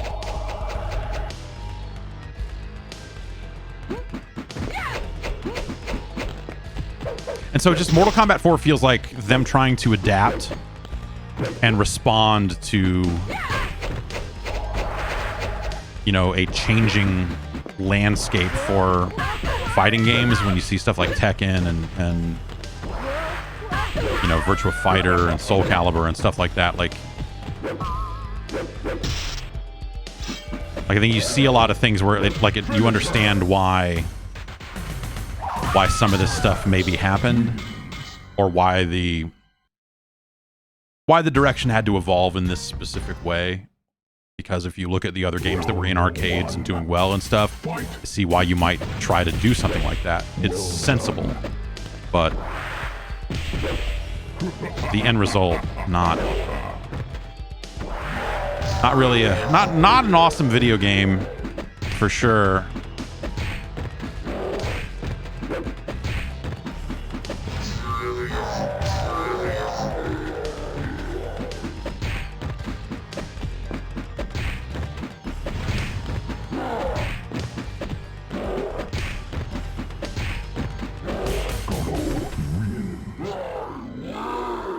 Round 2. Fight.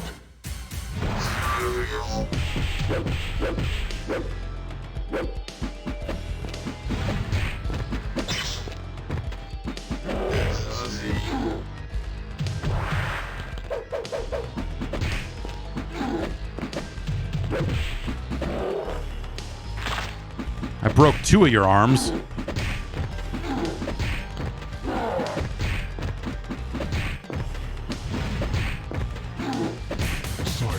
You can't handle this jumping low kick. Round 3. Fight.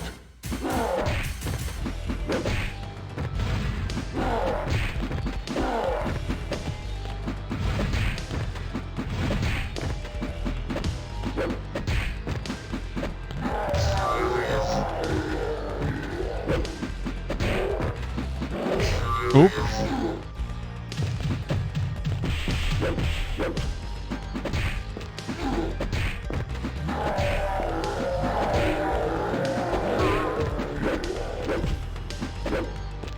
No, shit. Come on. Just let me get one more hit in. Ah, fuck you. Come on. Video games! God damn it.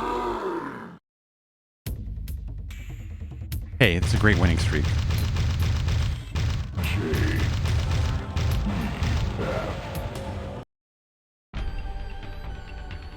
And this was a good continue screen, for sure. And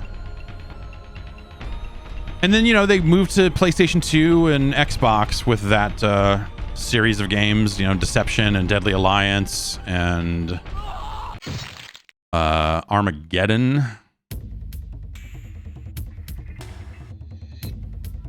And those are incredibly different games. Like, this game kind of bridges the initial trilogy to that trilogy. And if you think about it, and I have talked about this before, but like that has been how this franchise has gone, right? You get your trilogy, you get this kind of bridge game that's like, oh, they're like, oh, it's 2D, 3D, we're kind of moving in this direction. Then you get those 3 3D games. You know, 5, 6, and 7. And then 8 eventually became Mortal Kombat versus DC Universe. And that game tries to bring it back to the classic form of the original trilogy while still having some of that sidestep 3D stuff in it. And so it's a weird bridge game in the same way that 4 was. In that without 8 you don't get to 9. Without 9 you don't get to that, like where we currently are, right? That and now they've done another trilogy of those games with 9, 10, and 11. And so what they're working on next, I think, and I don't know, but if you follow the pattern, it seems like that there's a lot of room for it to be something significantly different than the last 3 games. So that's part of why I'm extremely interested in what the heck they're doing, because having talked to Ed Boon in the past about it, and just seems like he has this feeling of just like, yeah, you have to totally change things up. You have to. Like, you can't just keep making the same thing forever. It's just isn't going to work. And that always felt like his attitude, and it shows in the games, for better or for worse, right? I mean, like, you're going to like some games more than others. And, I like the original trilogy, and like that Xbox PS2 era made a ton, like this game in some ways, makes a ton of sense on paper, where you're like, oh yeah, okay, you're gonna have these lights under the life bar, and you're gonna do this, and if you're going in a weapon fighter direction, weapon fighters are very hot, people love Soul Calibur, like, you're gonna kind of move in those ways, and you're gonna add all of this other crazy content, whether it's Mario Kart or Tetris, or like all these other things, this huge crazy story mode, like all the other stuff they did made those games into gigantic things that were really fun for people to play alone, which, if you think about Midway, through a lot of this era trying to figure out, okay, how do we start making games for the home market when all we've really traditionally made is arcade games, and that's not cutting it anymore. Like, that era of Mortal Kombat feels like a direct reaction to where, like, well, we've got to fill it full of, we've got to have this crazy open story mode, we've got to do all this other, and so those games just got huge in terms of just the number of different modes and things that were in them. Like, they built an Archon clone in one of those games, and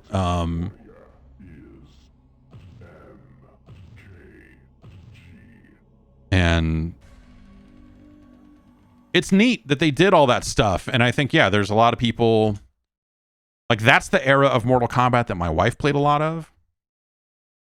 And I can't remember any of the characters from that era of games. So she'll be like, oh, remember this character? I'm like, oh yeah, Nitara. Yeah, no, everyone loves it. Everyone loves Nitara. Yeah. But like, those games, like, the core fighting in them, I don't think stands up to the test of time. So when you think about them as just like, how are they as a fighting game? Like, there's that sort of stuff that I think gets in the way, but like, they layer on so much other stuff that you're still like, man, this game is still kind of incredible. Like, even if the actual fighting is maybe not as awesome as it was in the past, like, there's still just so much going on that you kind of, they were still cool fucking games in their own weird way. Was someone talking about Star Gladiator? Let's get this. Hey, let's get this bit of business out of the way before we do that. Where am I? I'm right here. Let's get this done. Okay, this is empty. G Fuel Phaseberry is bad.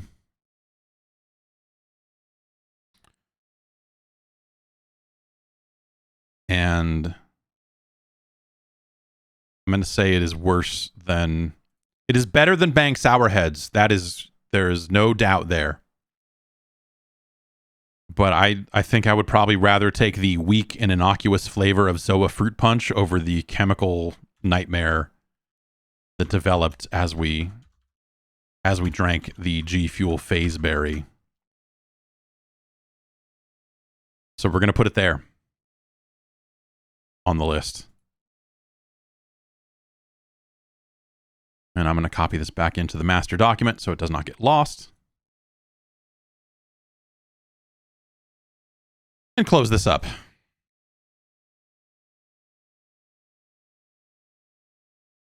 Yeah, ugh. It's a rough beverage. Not a fan. N64, PlayStation, and PC versions of Mortal Kombat 4 got 8.9, 8.6, and 8.3 per GameSpot. Yeah, I mean, sure. You think about the quality of those home ports were pretty decent. And also remember that at the time, games were reviewed in comparison to other games on the platform. So you looked at that and thought like, so the way that you would approach that is you would go like, well, how does this look? How does this game look compared to other N64 games, other N64 fighting games. There are not a lot of N64 fighting games. All of those sorts of things kind of play a role. And so, I think it's very easy to look at Mortal Kombat 4 here now and also look at it in an arcade compared to the previous Mortal Kombat. And say, yeah, MK4 did not get it done. But in the context of especially think about that era of PC games. PC games didn't look good or run well in a lot of cases. And so arcade ports, especially on the PC, where you were like, okay, this game needs to have really good controller support. This game needs to have, and PC games often didn't have good controller support for years and years. And those PC ports of Mortal Kombat 1, 2, 3, and I guess 4. I don't remember specifically the PC port of 4. Those arcade ports to the PC were actually surprisingly good. I played so much MK1 on the PC. It was the best home version of the game. And 2 as well. What is just a great version of that game. Especially compared to the fucking Genesis versions of those games and stuff like that were super fucked up. And the SNES version of Mortal Kombat 1 didn't play anything like the arcade version. They really shit the bed on that version of the game. But yes, I think it's easy to look back at old reviews and laugh and all that sort of stuff, but the context, it is very hard to maintain that context all these years later. When it comes to just what are the comparison points for what are we reviewing it against? What are we comparing it to? Are we reviewing it on its own merits? And at the time, we reviewed games very much compared to the standards of the platform they were on, which is really good if you like pissing people off, honestly, because it led to a lot of situations where different versions of games got slightly different scores. So you'd have the PlayStation 1 version would score 0.2 higher than the Saturn version, and the Saturn people would come out of the woodwork and go I can't believe you do this bullshit. And the response, the level-headed response was well, fuck you. We are not ever comparing those two versions of the game, or insofar as we are scoring them. At no point are you well, how's it compared to Saturn games? Because who cares? You could eventually have a thing where you're okay, well, what's the best version of this game? But that was always fun too, because you'd have situations where a version would score lower, but still be technically the best version of the game. And it was one of those things that made an absolute logical sense with the way that we came about it. But to the end user, it was confusing. To people who were not steeped in that system the way that we were, the way that people who read the site every day were, they would come to it and be this does fuck you, you're fanboy, and levy, they'd throw all kinds of insane criticisms at us, and then not listen to the explanation. So that's part of why I wanted to change the review system, and why we changed it so much in 06 and 07, was to do away with a lot of those concepts. Because at some point it was you know what, this system's great and it's working well and it makes sense to us. But if we're, if it's just, angering, if it's just leading to a bunch of angry conversation about bullshit, about stuff that we don't intend to say with those reviews, then the review system is failing. And we probably need to overhaul it. So we overhauled it and put the power into reviewers' hands and allowed them to say exactly what they were thinking about the games. And then I got fired. Funny how that works.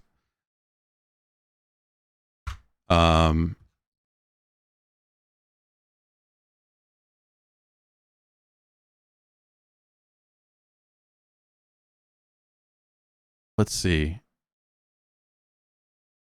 I mean, I've already got this Dreamcast stuff. This is probably still gonna crash, huh? Yeah, of course.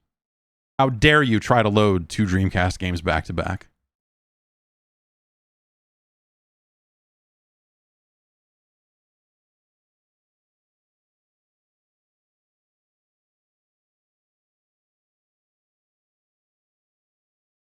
let's head back over here.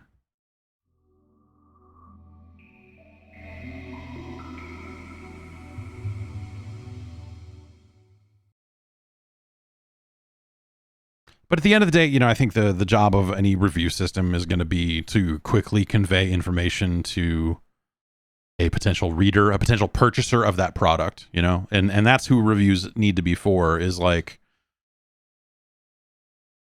someone who might actually be relying on that review for, you know, how they're going to spend their money, all that other stuff, you know, like reviews for review's sake are fine and all that stuff, but like Star Gladiator, Episode 2. 1 year has passed since the battle with the Fourth Empire. A new level of peace and harmony has spread throughout the world.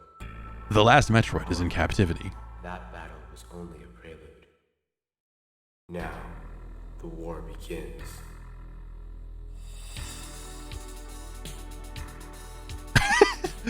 Like that's the first character you see. Now the war begins, and now here's some creepy space clown. But like, you know, the job of any review system is to help people and to convey information to them quickly in the event that they're not going to read the full nuanced text and all that sort of stuff. And so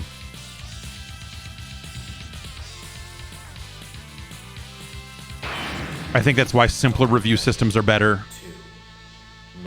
You know, you're kind of doing your inverted pyramid sort of style there, where you're like, okay, here's the... If you only look at the top of this page, you will at least know, is this game any good or not? And then we can figure out the rest from there.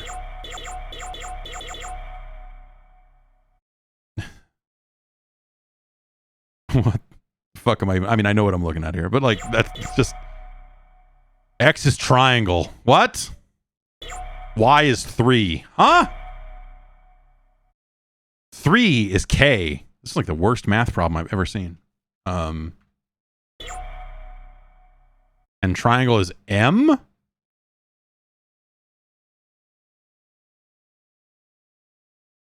What's M? I don't know.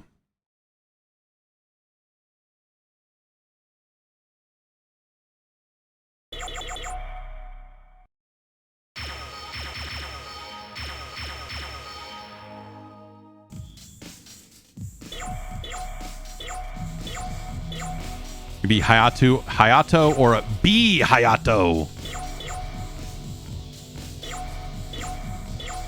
Two Bilsteins. All right, Gore. Yeah, look at this. Look at this friggin' roster.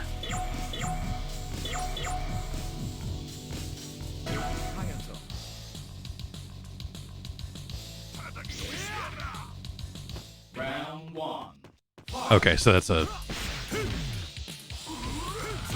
dodge and evade.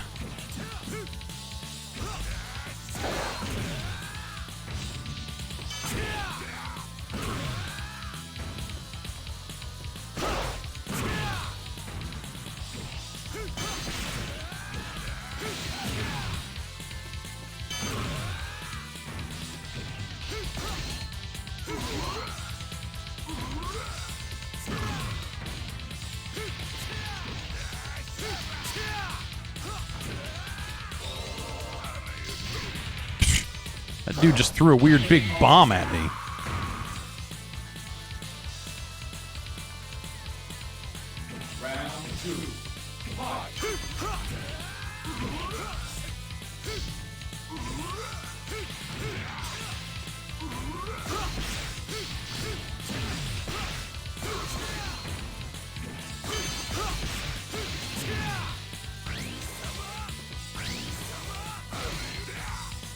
So whatever that is, it burns a level. Auto throw.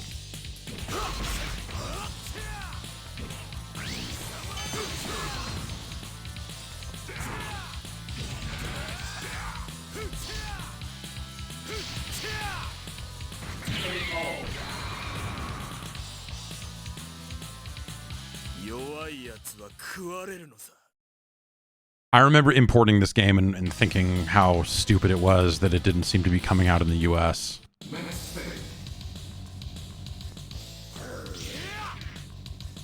Round 1.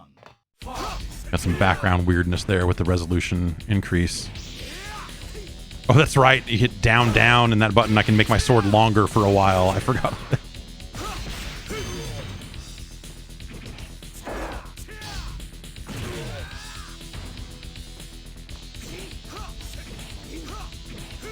Is that what it was? It was down, down, and... No move list in game. Oh! I should probably figure out how to do stuff in this game.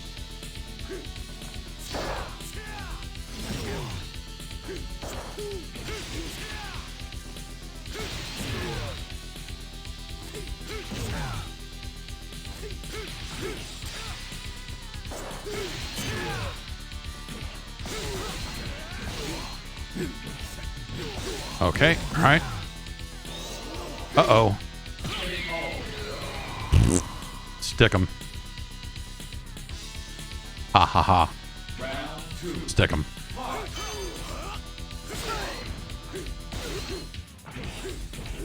Yeah, so that left trigger does that, and I'm not really sure what that does or why I would do it, but it does it.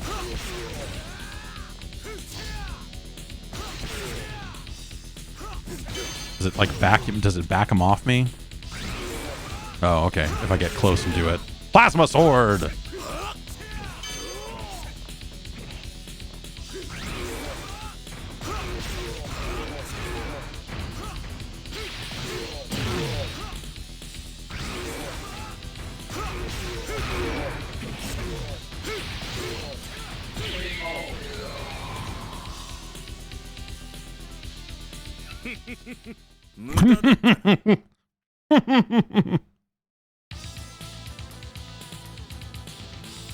Oh yeah, did it come out under the name is that what it was? Did it come out under the name Plasma Sword in the US, and so it's just Nightmare of Bilstein? Round 1. In Japan, is that what it was? I always forget.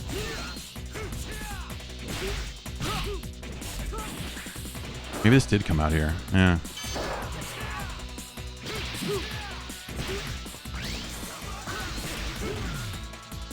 I don't know. There's just such an era there for Capcom not bringing out its games in the States that it's hard to remember when they got it right and when they didn't. Eagle seems pretty good. Oh, God.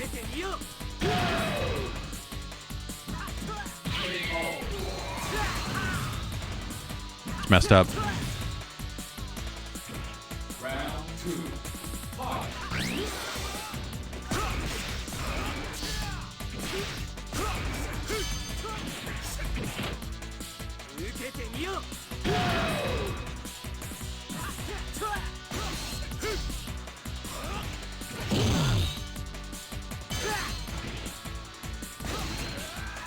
Gotta stop doing those dragon punches.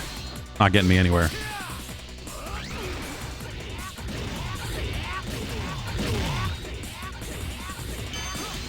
Fucking drill claws all day long.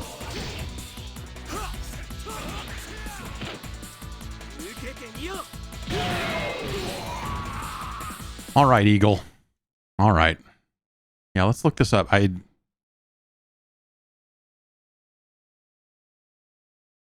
Okay, yeah. They just called it Plasma Sword in the US and Europe. That's what it was. Instead of continuing the totally sweet Star Gladiator name. Ugh, such a good name.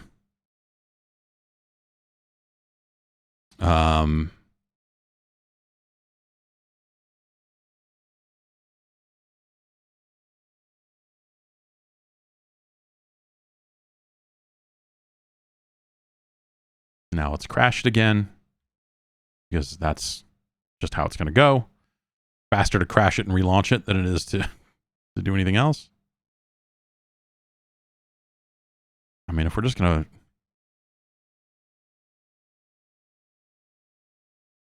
end up accidentally playing a bunch of fighting games today, then, I mean, we might as well go for it. 202 achievements. Damn, retro achievements. Damn.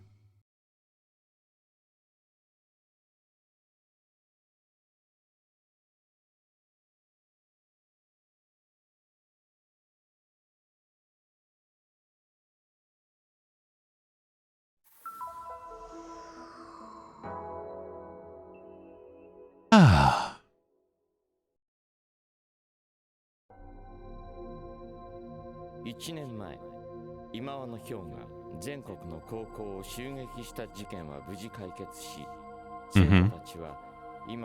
Uh-huh. Evil schemes. Got it. Is this on an Xbox? No, this is on PC.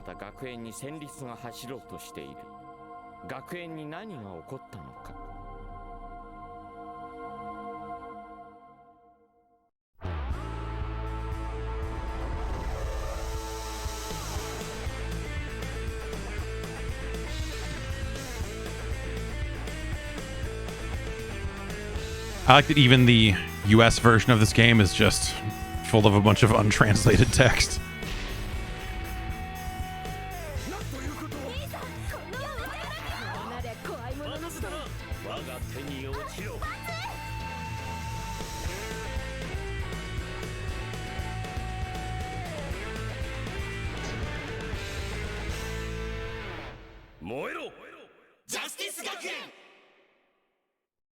They didn't say the word Project Justice there at all.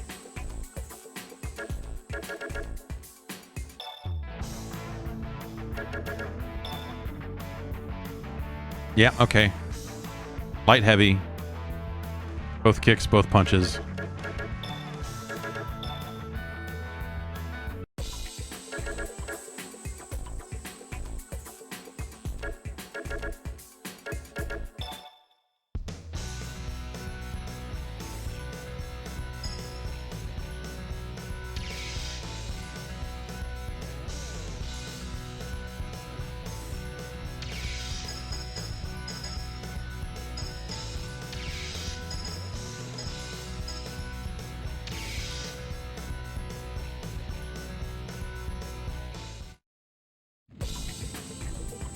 Good looking fire.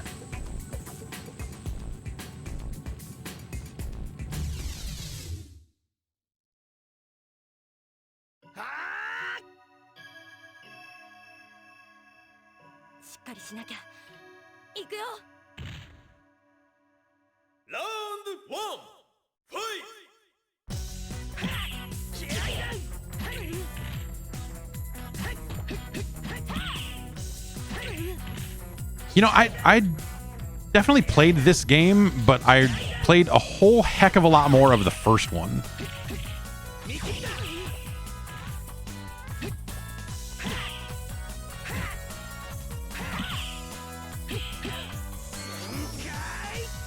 Burning Vigor attack. Look at that slow, just... Oh.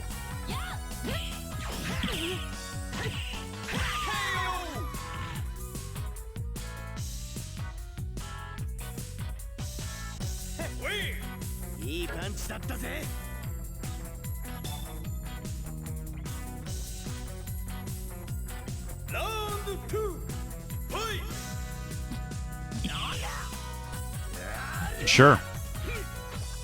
I'm gonna stick you with this bat.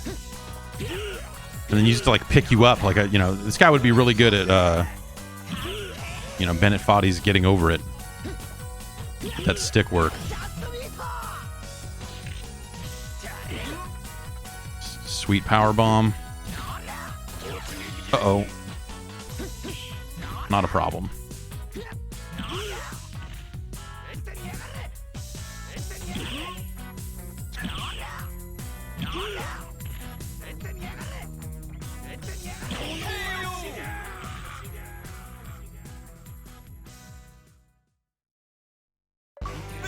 That's right. Perfect. Give me that achievement.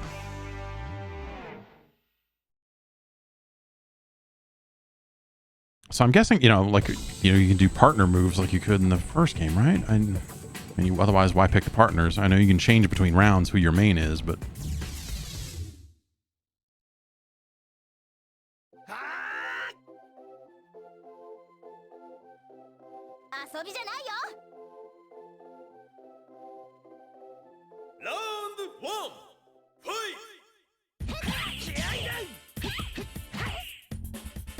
Oh, I missed someone pasting in Cyrax achievements for Mortal Kombat 4 earlier. My windows are all weird because I had to move OBS to the other monitor, and so now everything's over here. And so that means some stuff is covered. But yeah.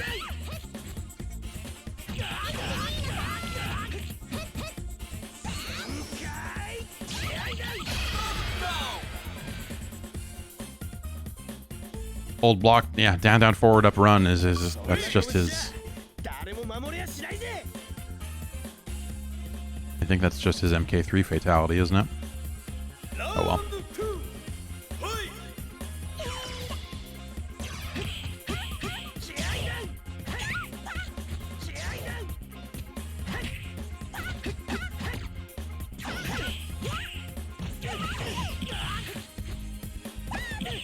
Oh.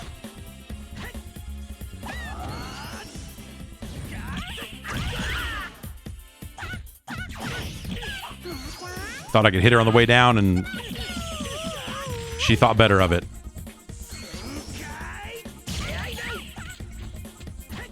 Uh-oh. Team up technique. Oh, shit. Guts up.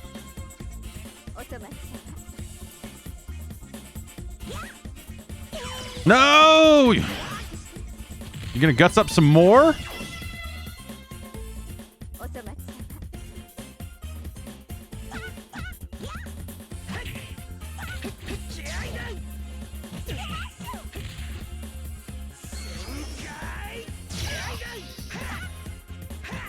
No, man.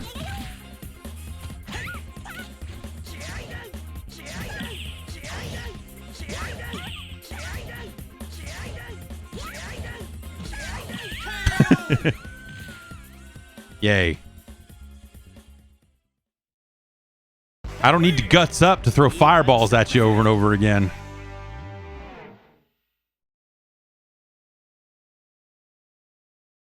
Get ready for Evo. Yeah, all right, let's go. Let's go to Evo. With that hot execution right there. How many fireballs in a row was that? Like fucking 5, 4? Unstoppable.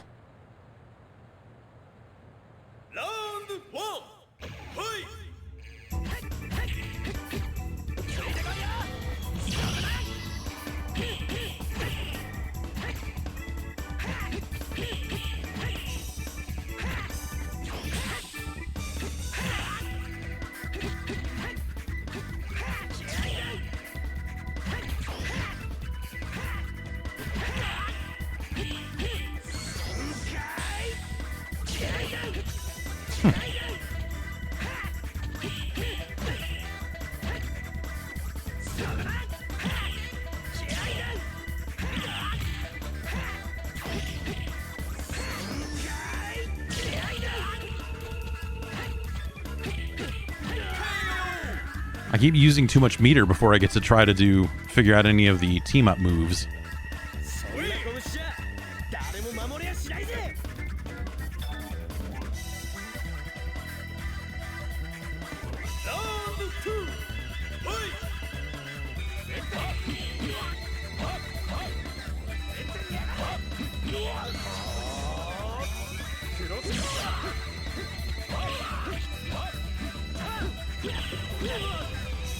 Guy's hitting me with a bat. Seems unfair.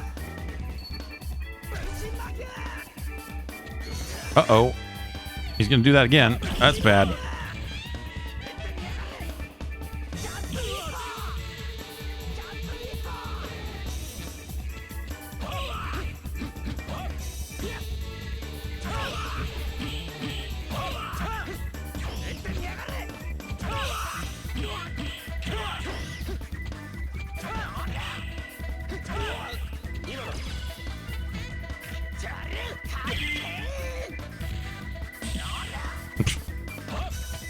Just while you're down over here, how about I just poke you with this bat?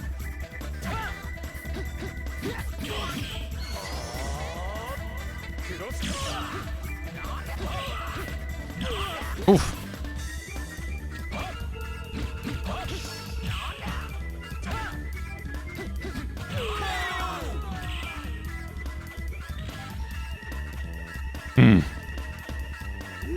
Yeah, it's both lefts and both rights, right? Or yeah, both lights and both heavies, right?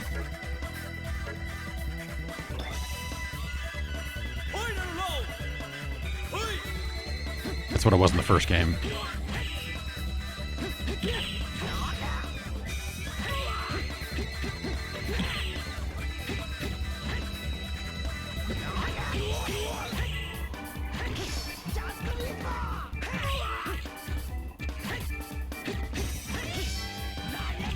Oof.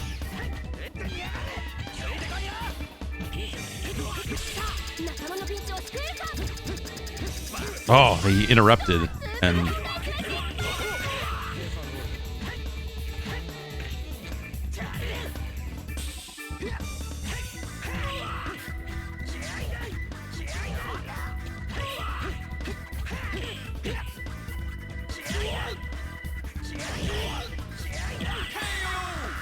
Can he bat the attacks? Can he bat projectiles back at you? Because that would be pretty cool.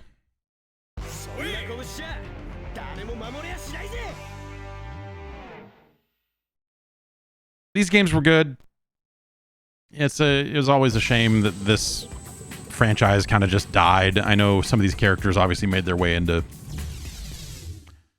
you know, other Capcom things, but I don't know. These games just always seemed super rad.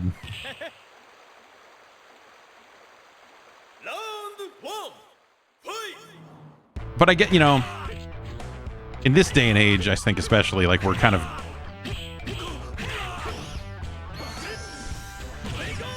you know, we're on the other side of the fighting game boom, right? I mean, well, in the so far as there was just a bunch of random shit coming out all the time. Now, when fighting games come out, they seem,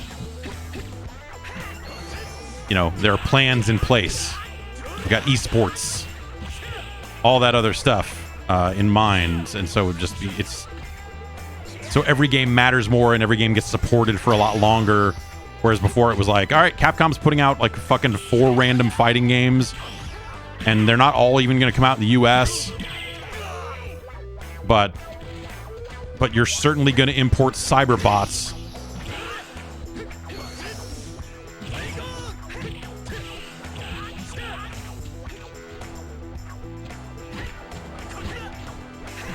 Whoa, this guy everywhere. This guy everywhere. Whoa.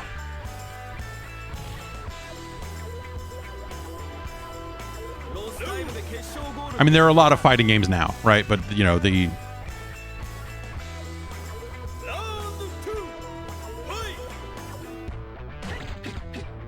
it feels like you've got a tiered...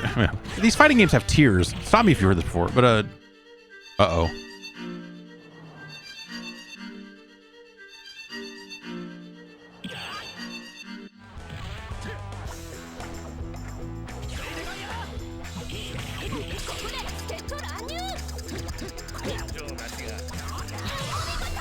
Oh no, they broke it up.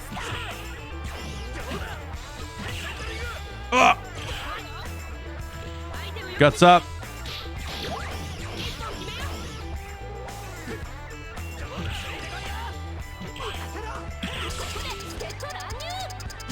Oh shit. They broke it up again.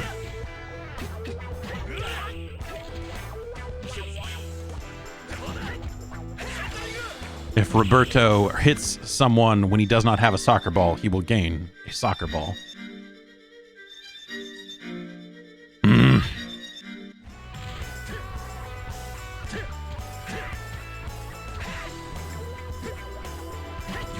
This is not going my way.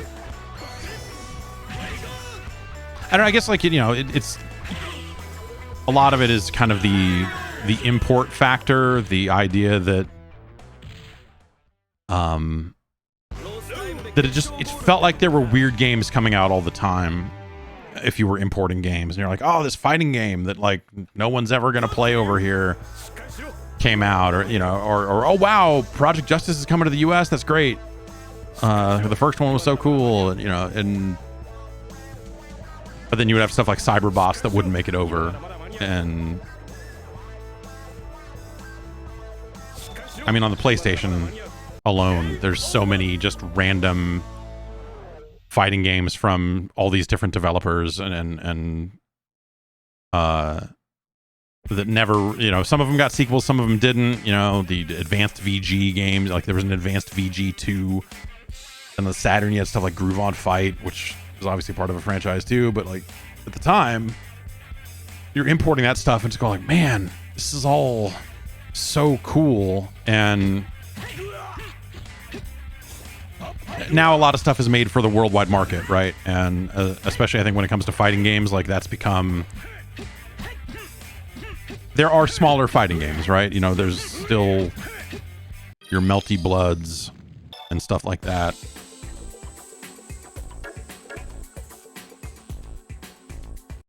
I guess my point is it sure felt like Capcom was just like randomly putting out a bunch of fucking fighting games for a while. And now they kind of don't do that. And like, I get why they don't. I get why instead they just go, oh, we're going to get behind... Like, no, we understand you would like to play a Darkstalkers game, but how about instead no? How about instead we have another season of Street Fighter content and really focus all of our efforts onto the game that people already are playing, you know, are already buying millions of copies of and all that sort of stuff. And so the fighting game market in some ways feels a little less chancy than it did before, just in terms of like, oh, it's just, here's some weird shit around the edges and that's great. Let's see if we can do this.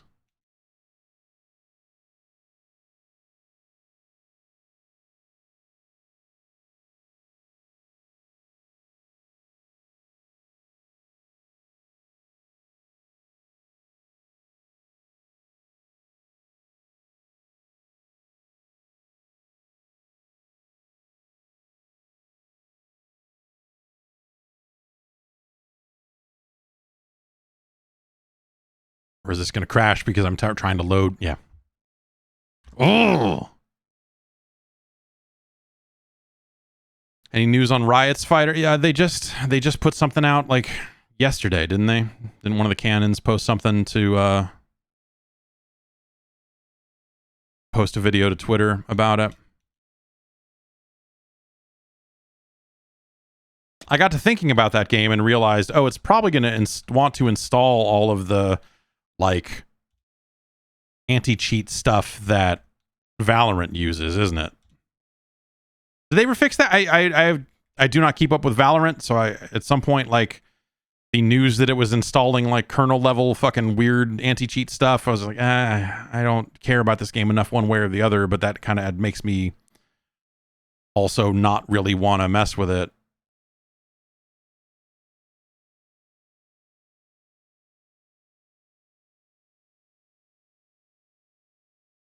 Dimps.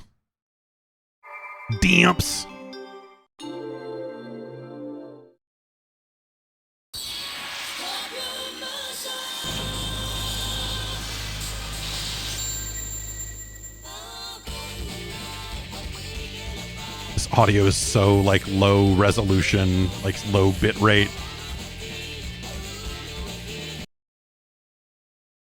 I probably need to make some control adjustments here. Yeah, we want that to be SK. We want this to be LK. We want this to be SP. We want this to be LP. And I guess we'll make this Dodge. Sure.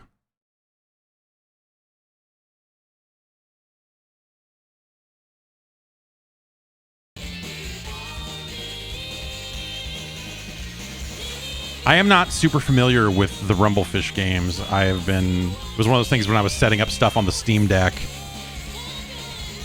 I was like, oh, right, this will play Adamus Wave games. I should set that up. And then played a little bit of this. To the 6th FFS. 6th FFS. Select fighter. Then.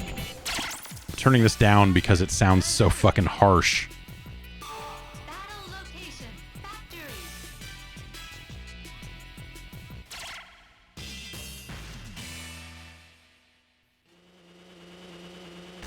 Why did devs do the invasive anti-cheat thing? Because most players will go along with it. You know, like, look at, you know, it's not like people aren't playing Valorant. People that are serious about Valorant and serious about esports will be like, yep, cool. And it's worth it for them to just do that.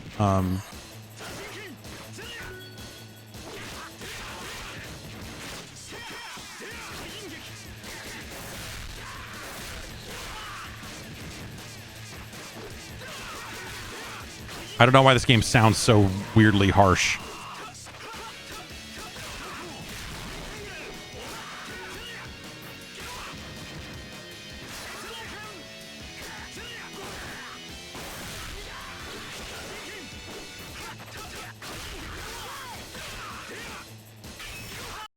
If we go into service mode, we can...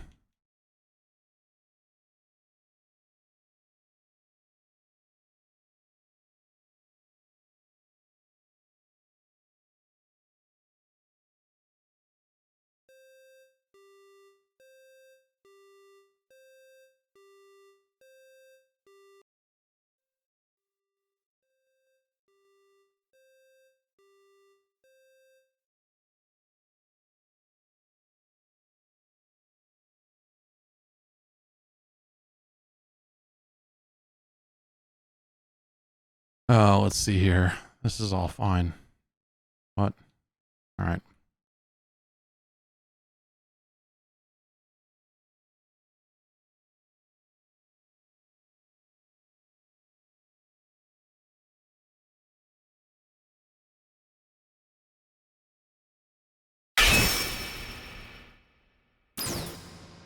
Welcome to the 6FFS. Select Okay, fire. turning it down a little bit makes it sound less blown out. Then,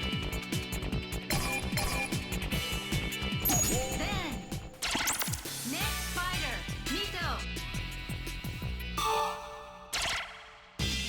That's the opposite problem of a lot of those midway fighting games we were talking about earlier, is that all the midway games ship with the audio super low.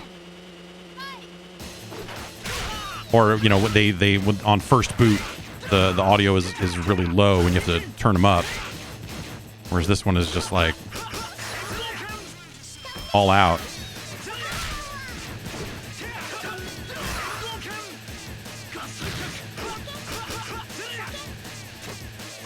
This is a really neat looking game. I guess the Parts Crush.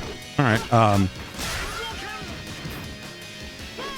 They are using some kind of, I don't know if they have a name for the system or whatever it is, but they are animating the limbs separately, I guess.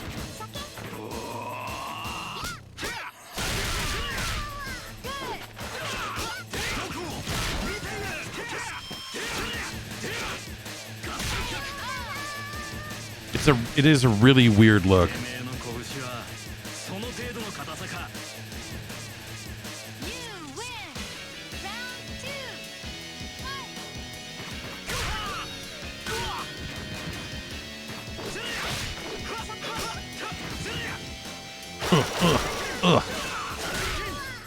But yeah, also I have no idea how to play this game, so I don't know like meter use, all that other stuff. I don't know what I'm doing. I know it's got offensive and defensive meters, and that's some neat ideas, but I have no idea how to take advantage of it.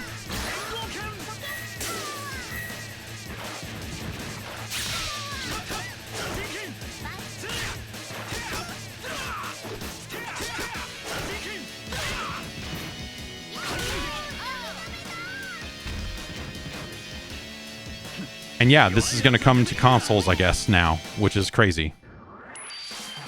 After all these years, someone went like, shh, what if we... Do you remember that game with the weird look? No, the other one. That one that Dimps did. Dimps did this shit. Next fighter, Typhoon. Battle location. Yeah, I think I remember it. Like, let's put that out. Like, oh, yeah, I guess. I mean, you know, sure. And then, right, yes, Dimps, you know, Dimps did Street Fighter 4 and did a heck of a job, I think.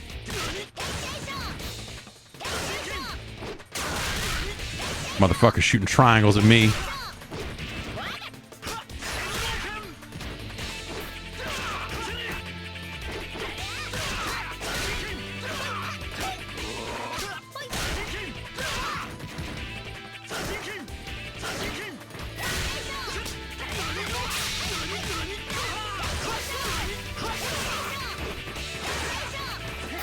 Ah, oh.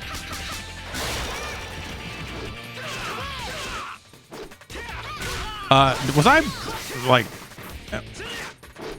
I thought I had this guy almost dead. Did he regain a bunch of life, or am I just like not paying attention?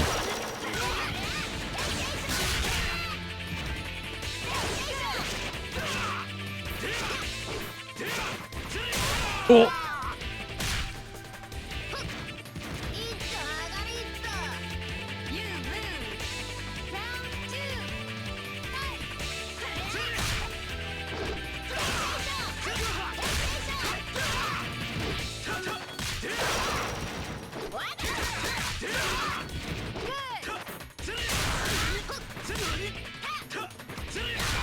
Oh, okay. It's a two life meter game.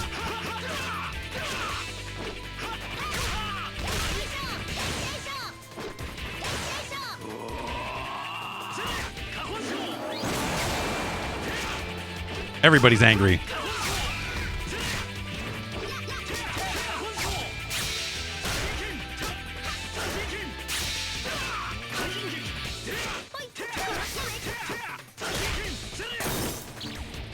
Oh, I couldn't even. Oh, wow. And now you're up here doing stuff to me up there. That's not nice. Okay.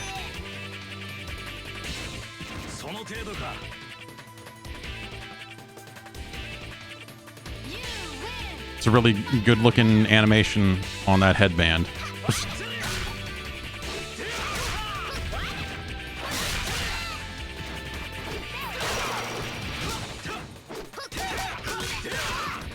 This feels nice.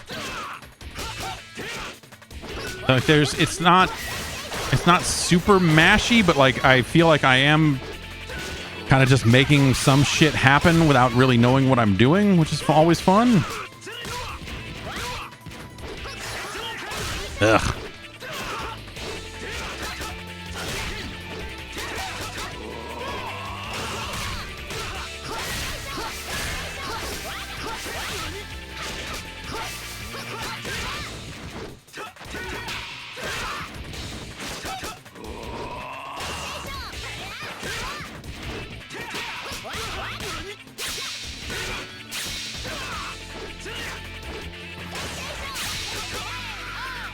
Okay, I got in there. The clothes got all ripped up. Or are they always ripped up?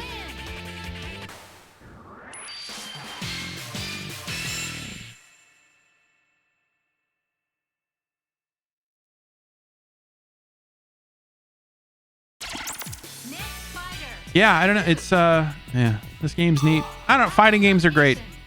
Fighting games are great. At the end of the day, that's the like I'm never gonna be great at them ever again. And that's okay.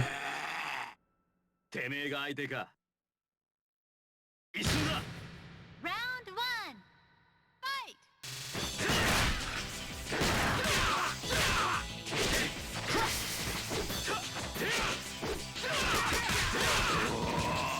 I hope there's some good other side tournaments around Evo.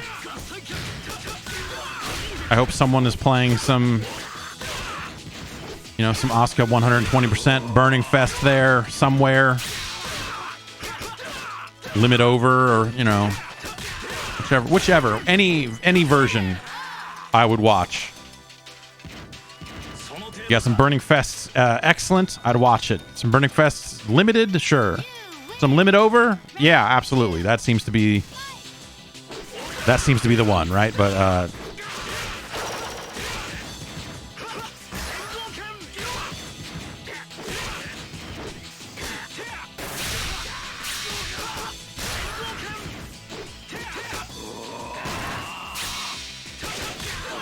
this game feels neat. Yeah, I don't know. Man, if this game comes out and it's got like good netcode, that could be great. I don't know. Yeah, I would be very interested in seeing, like, playing this game against another human.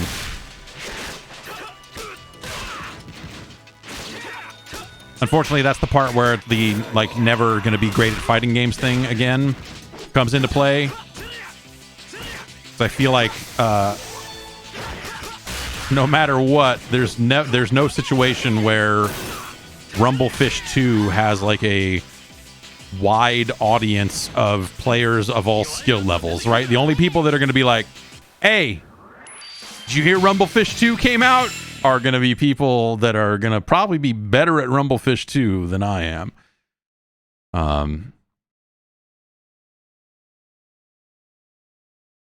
But yeah.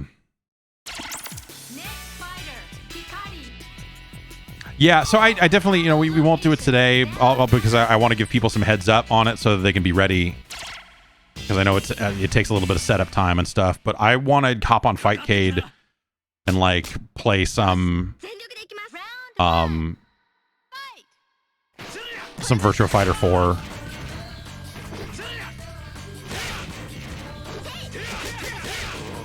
Or is 5 play? Well, I guess there are other ways to play 5 online. They put out that PS4 version, right? So maybe we could just play that. But I would be down to play some VF with some people.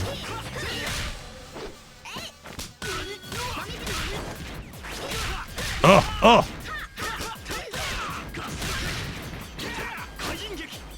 Actually, this runs in Flycast, so do they have Rumblefish on Fightcade? I should check. This lady keeps trying to hit me.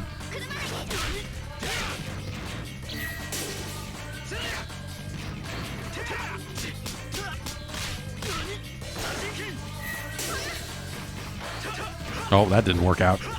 Oh, God! That looked cool. I mean, the ideal scenario is if we could find a way to play Fighters Mega Mix. I guess you could parsec it, but...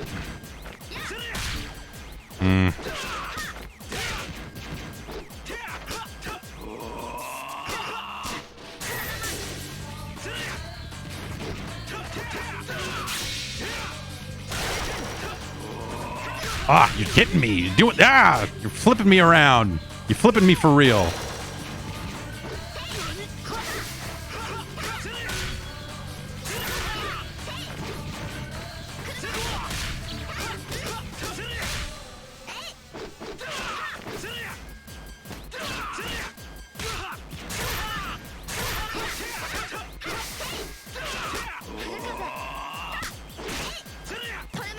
What? Oh.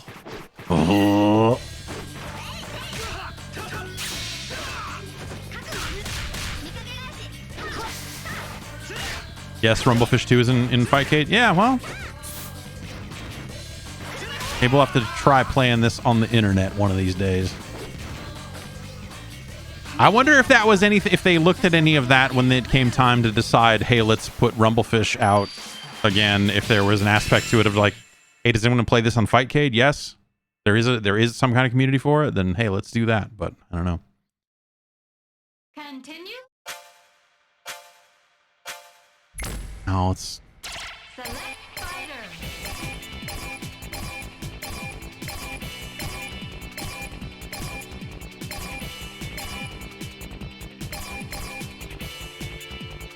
I wonder if those are other unlockable fighters or...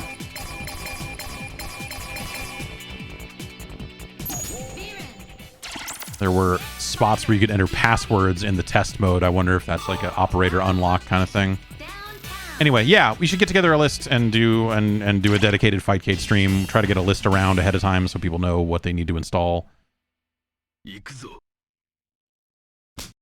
I know not everyone just has a full set of everything sitting around. I mean, when it comes to Fightcade, I do not have a full Fightcade set. Because of all the Dreamcast, like all that stuff wants specific CHDs and not the redump, the friendly redump versions of those games.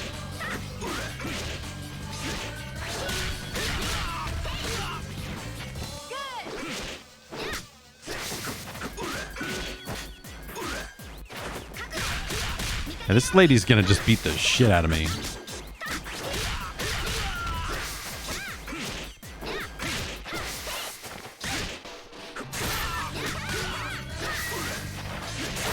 Oh.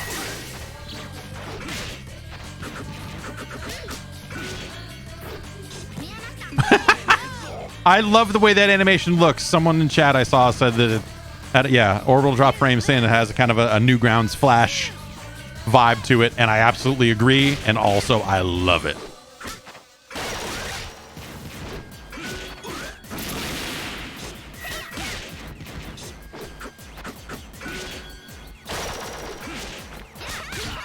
For the longest time, your dentist was talking to you about how you, James in the Discord, talking about Invisalign and the Night Guard and stuff. Yeah,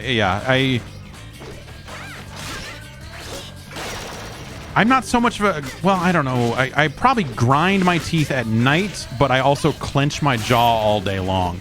But not in a teeth together kind of way. I hold my jaw tense, but my teeth stay apart, and it's weird.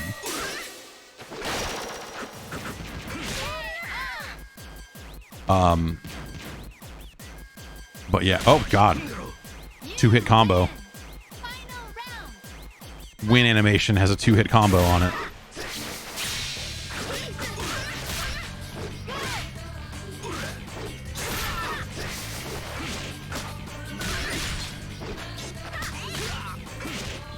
This guy's like the Gorch of fighting games. Like having a chain fight out here.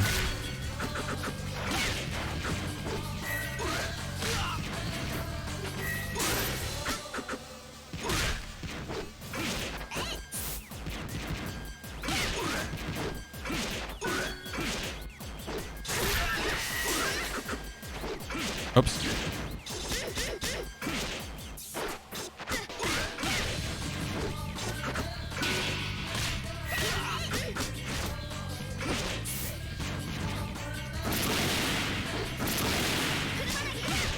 This guy is just like, I can pull this explosion out of my butt. What do you think? She's impressed.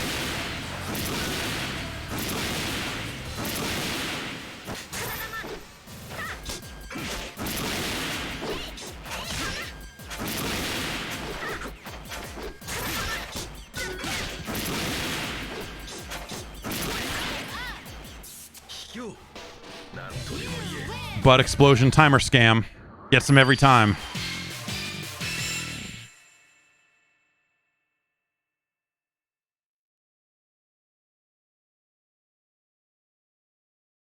The 5K Jason. Yeah, I have, the only stuff I'm missing is some Dreamcast stuff. Like I have full Final Burn and MAME sets and stuff already. I don't, yeah.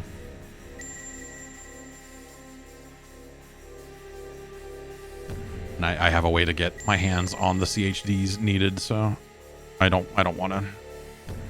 I don't know that I want to just install that into Fightcade. It's kind of weird, but.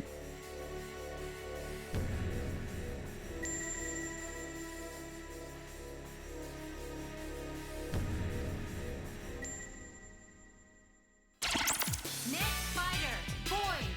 Boyd. Battle location, undersea tunnel.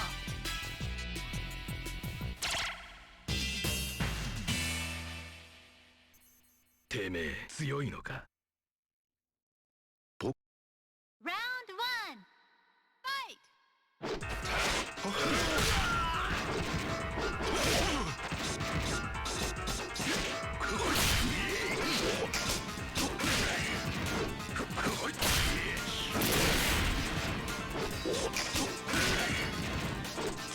Oh, Boyd. Okay, Boyd seems cool.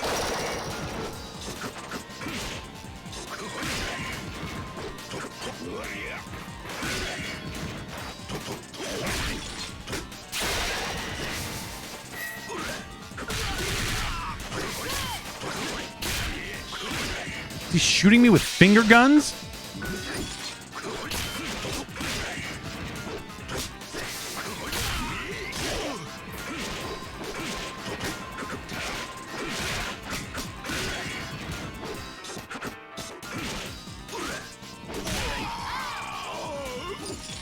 Suck it, Boyd.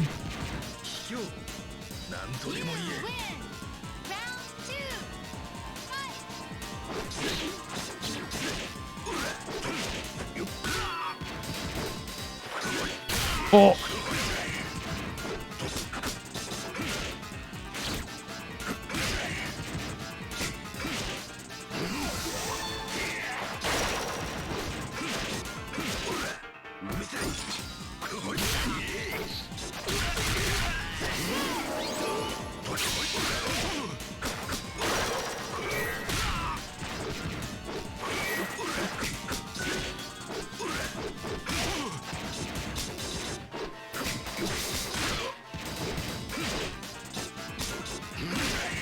Clean yourself up, Boyd.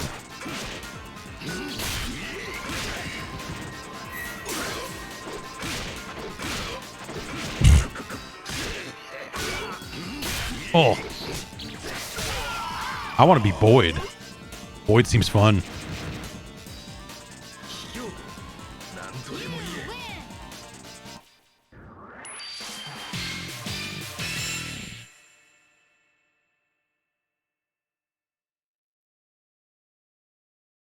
It's either eat or be eaten, and you're going to get eaten. If you know what I mean. Lud.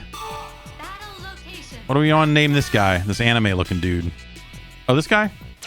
Hang on. What I wrote something over here. What? This just says Lud, and then the rest of it is illegible. You just want to name him Lud? Yeah, let's just name him Lud. Lud. Lud.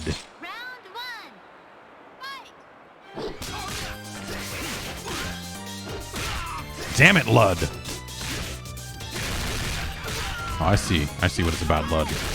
Oh, Lud. Lud is angry about his name being so bad. He's got a lot to prove, this Lud.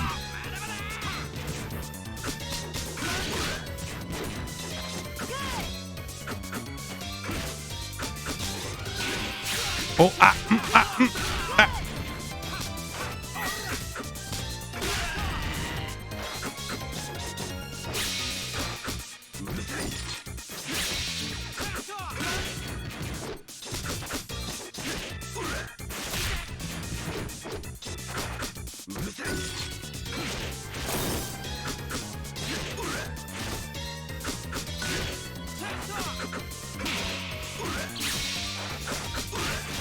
Woo!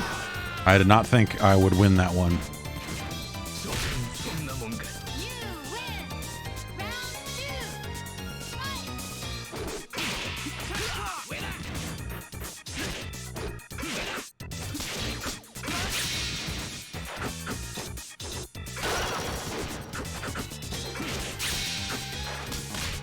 Oh.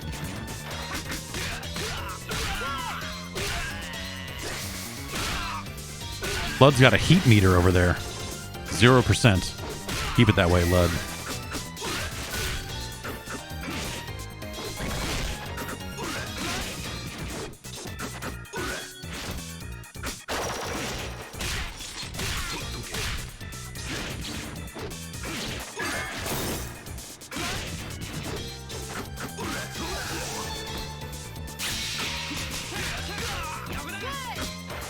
Oh.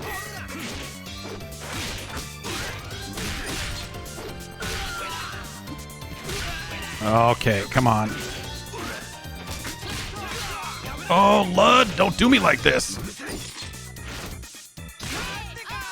Okay.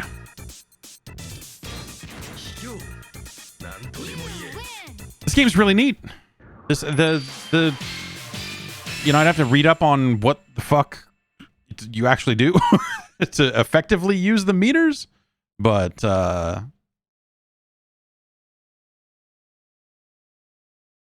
this is pretty cool.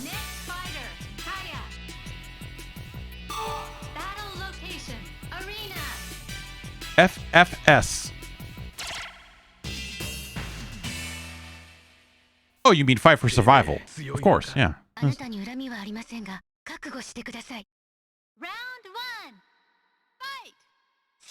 Okay.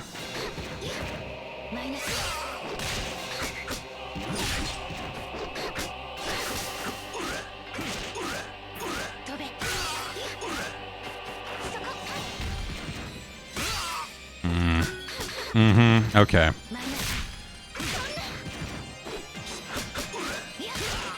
I am getting fucked up. That's take that shit back to King of Fighters. God damn it.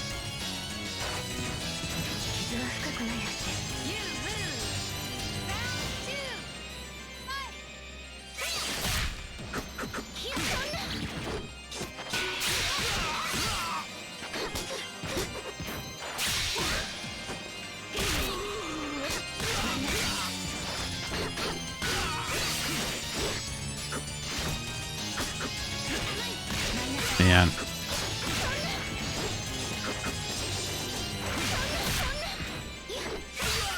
That thing.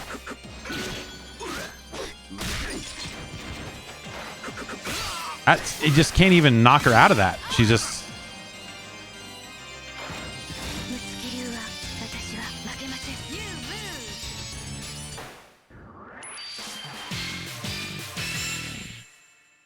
Oh, but I want to go to Mitsuki school. All right, one more. Continue. Let's see what Boyd has to say about all this. The last fighter. Boyd. Next fighter. Kaya.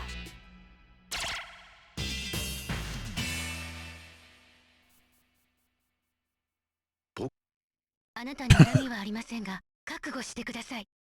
Round 1. Fight.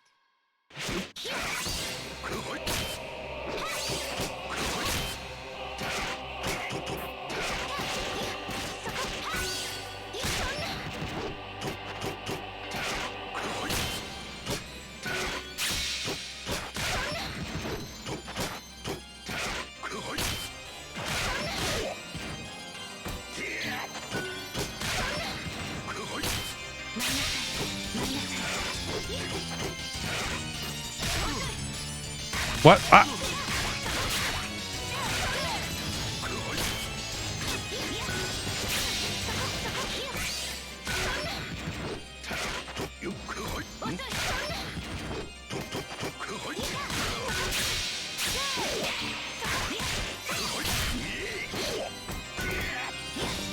Ugh.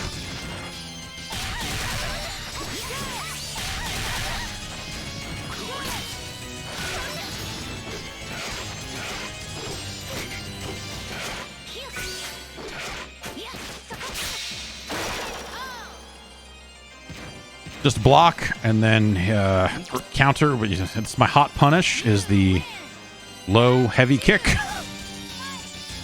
Like, could you combo off that? Not. Maybe I could fit a combo in there. I don't know. I'm Boyd. I just. Oh, ah! This is going poorly. Yeah, what do you think about that?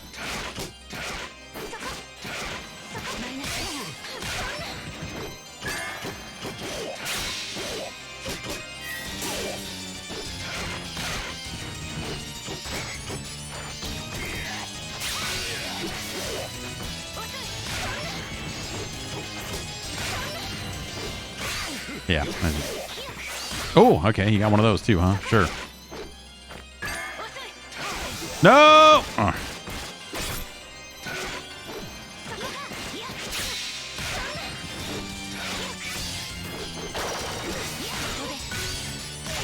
Man.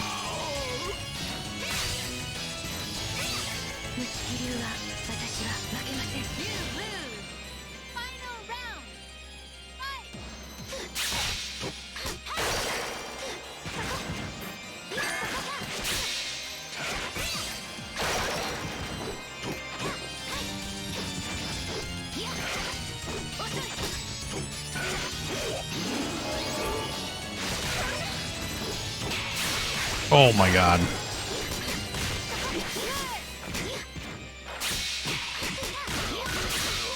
Ah! Boyd, no!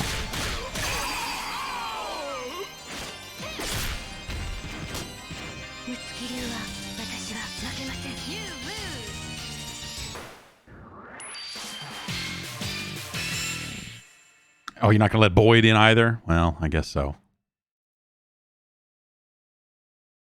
Yeah, this seems cool. Continue. We should play some of this one of these days. For sure. Shout out to DJ Games Franco. A, for a terrible name. B, for subscribing to the channel. Thank you very much. Oh, man. Game over. Thank you for your participation. Maybe I will watch some Evo stuff. I don't normally watch much Evo as it's happening. It's usually kind of after the fact. Watch an archive here and there, or maybe I'll catch the end of Street Fighter. You know, just to watch the finals, like grand finals or something like that. And and all that sort of stuff. Thanks to Dasher for them gift subs. Hot shit. Thank you. But yeah, I don't normally watch Evo as it's happening. I will catch it, like I said, after the fact or whatever. The only reason I ever wanted to go to Evo, and the thing I would want to go to Evo and actually produce is nope,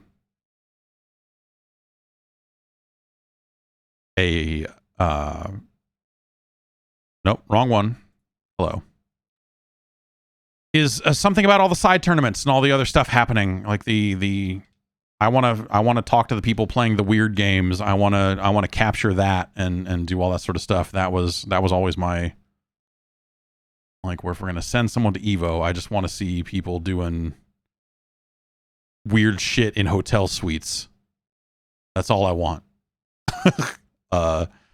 You know, like, hey, here's people playing Dragon Ball really well. That's great. No, I want to see the bathtub full of ice and booze and people with a weird laptop set up on the sink in the bathroom that they're using to play that fucking Sailor Moon game. You know, like that's the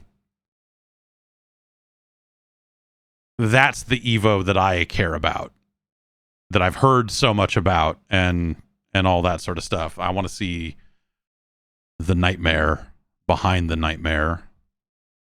And people, you know, people playing weird old bad games for not bad, but weird old games for money.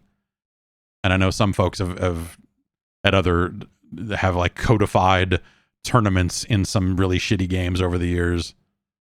There's a Chicago tournament where they would play a bunch of random stuff. That was one that Keats used to run, right?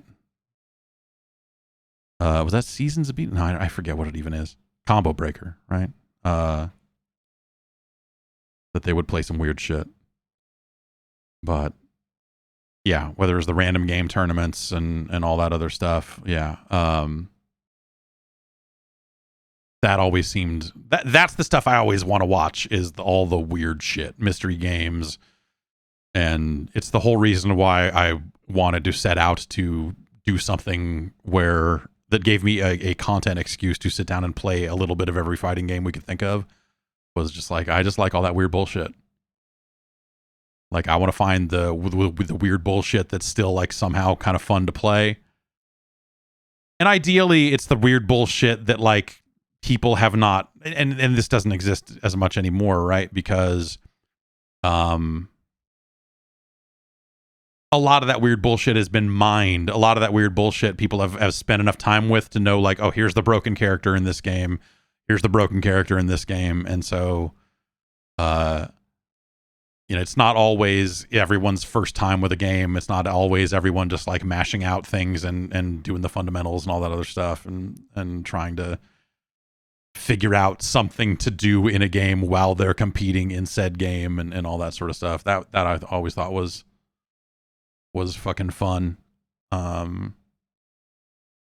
But now, God, that's all, like, hearing that, like, oh, there was an Oscar 120% scene in Japan, and that there's still, I should see if there are any recent streams of that, because I was watching some people play that last year on Twitch and was just blown away. Like, I've played probably 200 hours of that game, and you know, but it was always against the same one or two other people, and so we got as good as we were going to get, and that was it. There was we were not going to ever deduce the high level tech, the whatever else was going on in that game, right? We were going to get as good as we were going to get, and that was about it.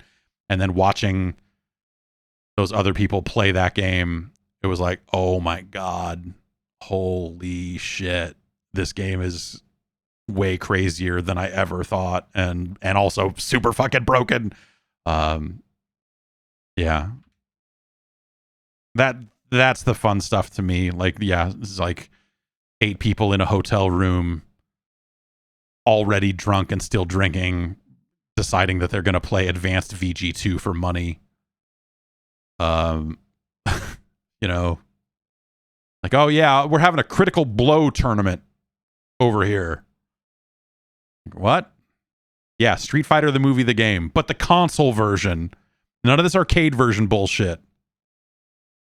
Actually, the arcade version would be way more interesting because it's way weirder. The home version, they decided, let's just make it more like regular Street Fighter, and it's a much better game, I think. But anyway. Fighting games, they're good. Fighting games are still good. And I wish that there were a lot more weird ones coming out all the time. I like that. Yeah, I don't know. What if there was a Street Fighter EX4? I was just about to say, but I guess like, Street Fighter is already a polygonal video game, so there you're kind of missing that part. But also, Arika did that game and it didn't go anywhere. Fighting Layer EX kind of came and went and didn't really get. I don't know. I that game seemed kind of cool, but it never seemed to catch on with. I don't know. I'm sure that there are people out there that ran some tournaments in it and stuff, but like their willingness to try to make it a gem game like Street Fighter Cross Tekken and have those weird loadout things, I thought overcomplicated the game in a way that was sort of a bummer. But Fighting Layer EX is still a pretty rad game. It came out on the Switch eventually too. And yeah, I don't know. I love the Street Fighter EX games. I always thought those games were fucking incredible, and just being able to combo together the supers, like use all 3 levels of your meter, but not in one big super, but like comboing your supers together always just seemed like fun. By the end of it, the effects are just like you're blowing up the fucking planet and all that sort of stuff. So yeah, I don't know. Maybe I'll look at Fighting Layer EX again. It's been a long time. Or Fighting EX Layer? Am I? Yeah, it's Fighting EX Layer, right? Not Fighting Layer EX, because that would make too much sense. Anyway, I'm gonna take off. Have a good rest of your Wednesday. I'll be back on Friday with some stuff. We'll hang out some more. And yeah, I don't know. I'll keep messing around with this OBS beta and figure out what makes it crash and not crash, so that I can be a little more firm in what it is capable of or not capable of. But their update to the UI, the rework of their move to Qt6 has definitely like changed a lot of the sizes of fonts and all this other stuff in a way that, like, when I had it over here on my 4K monitor, made menus totally unusable. So I had to move it over here. But anyway, it was stable for the full show, which is great. So yeah, awesome. Thanks everybody for hanging out. And yeah, head over to the Patreon, patreon.com/Jeff Gerstmann. Get more details on some bonus content. And you can listen to the first episode of Game Boys to Men out there on podcast feeds and YouTube channels around the world. Search for The Jeff Gerstmann Show, either on YouTube or on whatever podcast stuff you use. And hook it up, sign up for that stuff. And yeah, check out the Patreon, see if you want to get involved with some more stuff. I am going to get back together with Glenn here pretty soon, and we're going to figure out the next recording session for our Nintendo episode, and we'll have that pretty soon. And the Jeff Gerstmann Hall of Fame and all that other stuff. I gotta record that, try and get that done here pretty soon. And yeah, everybody have a great one, and I'll see you soon. Bye. Okay, I have stopped recording. And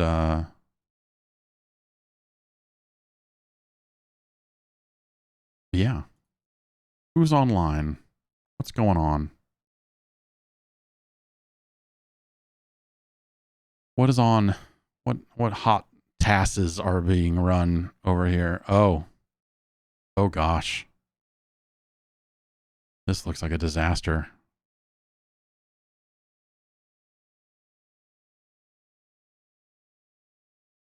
Look at this thing.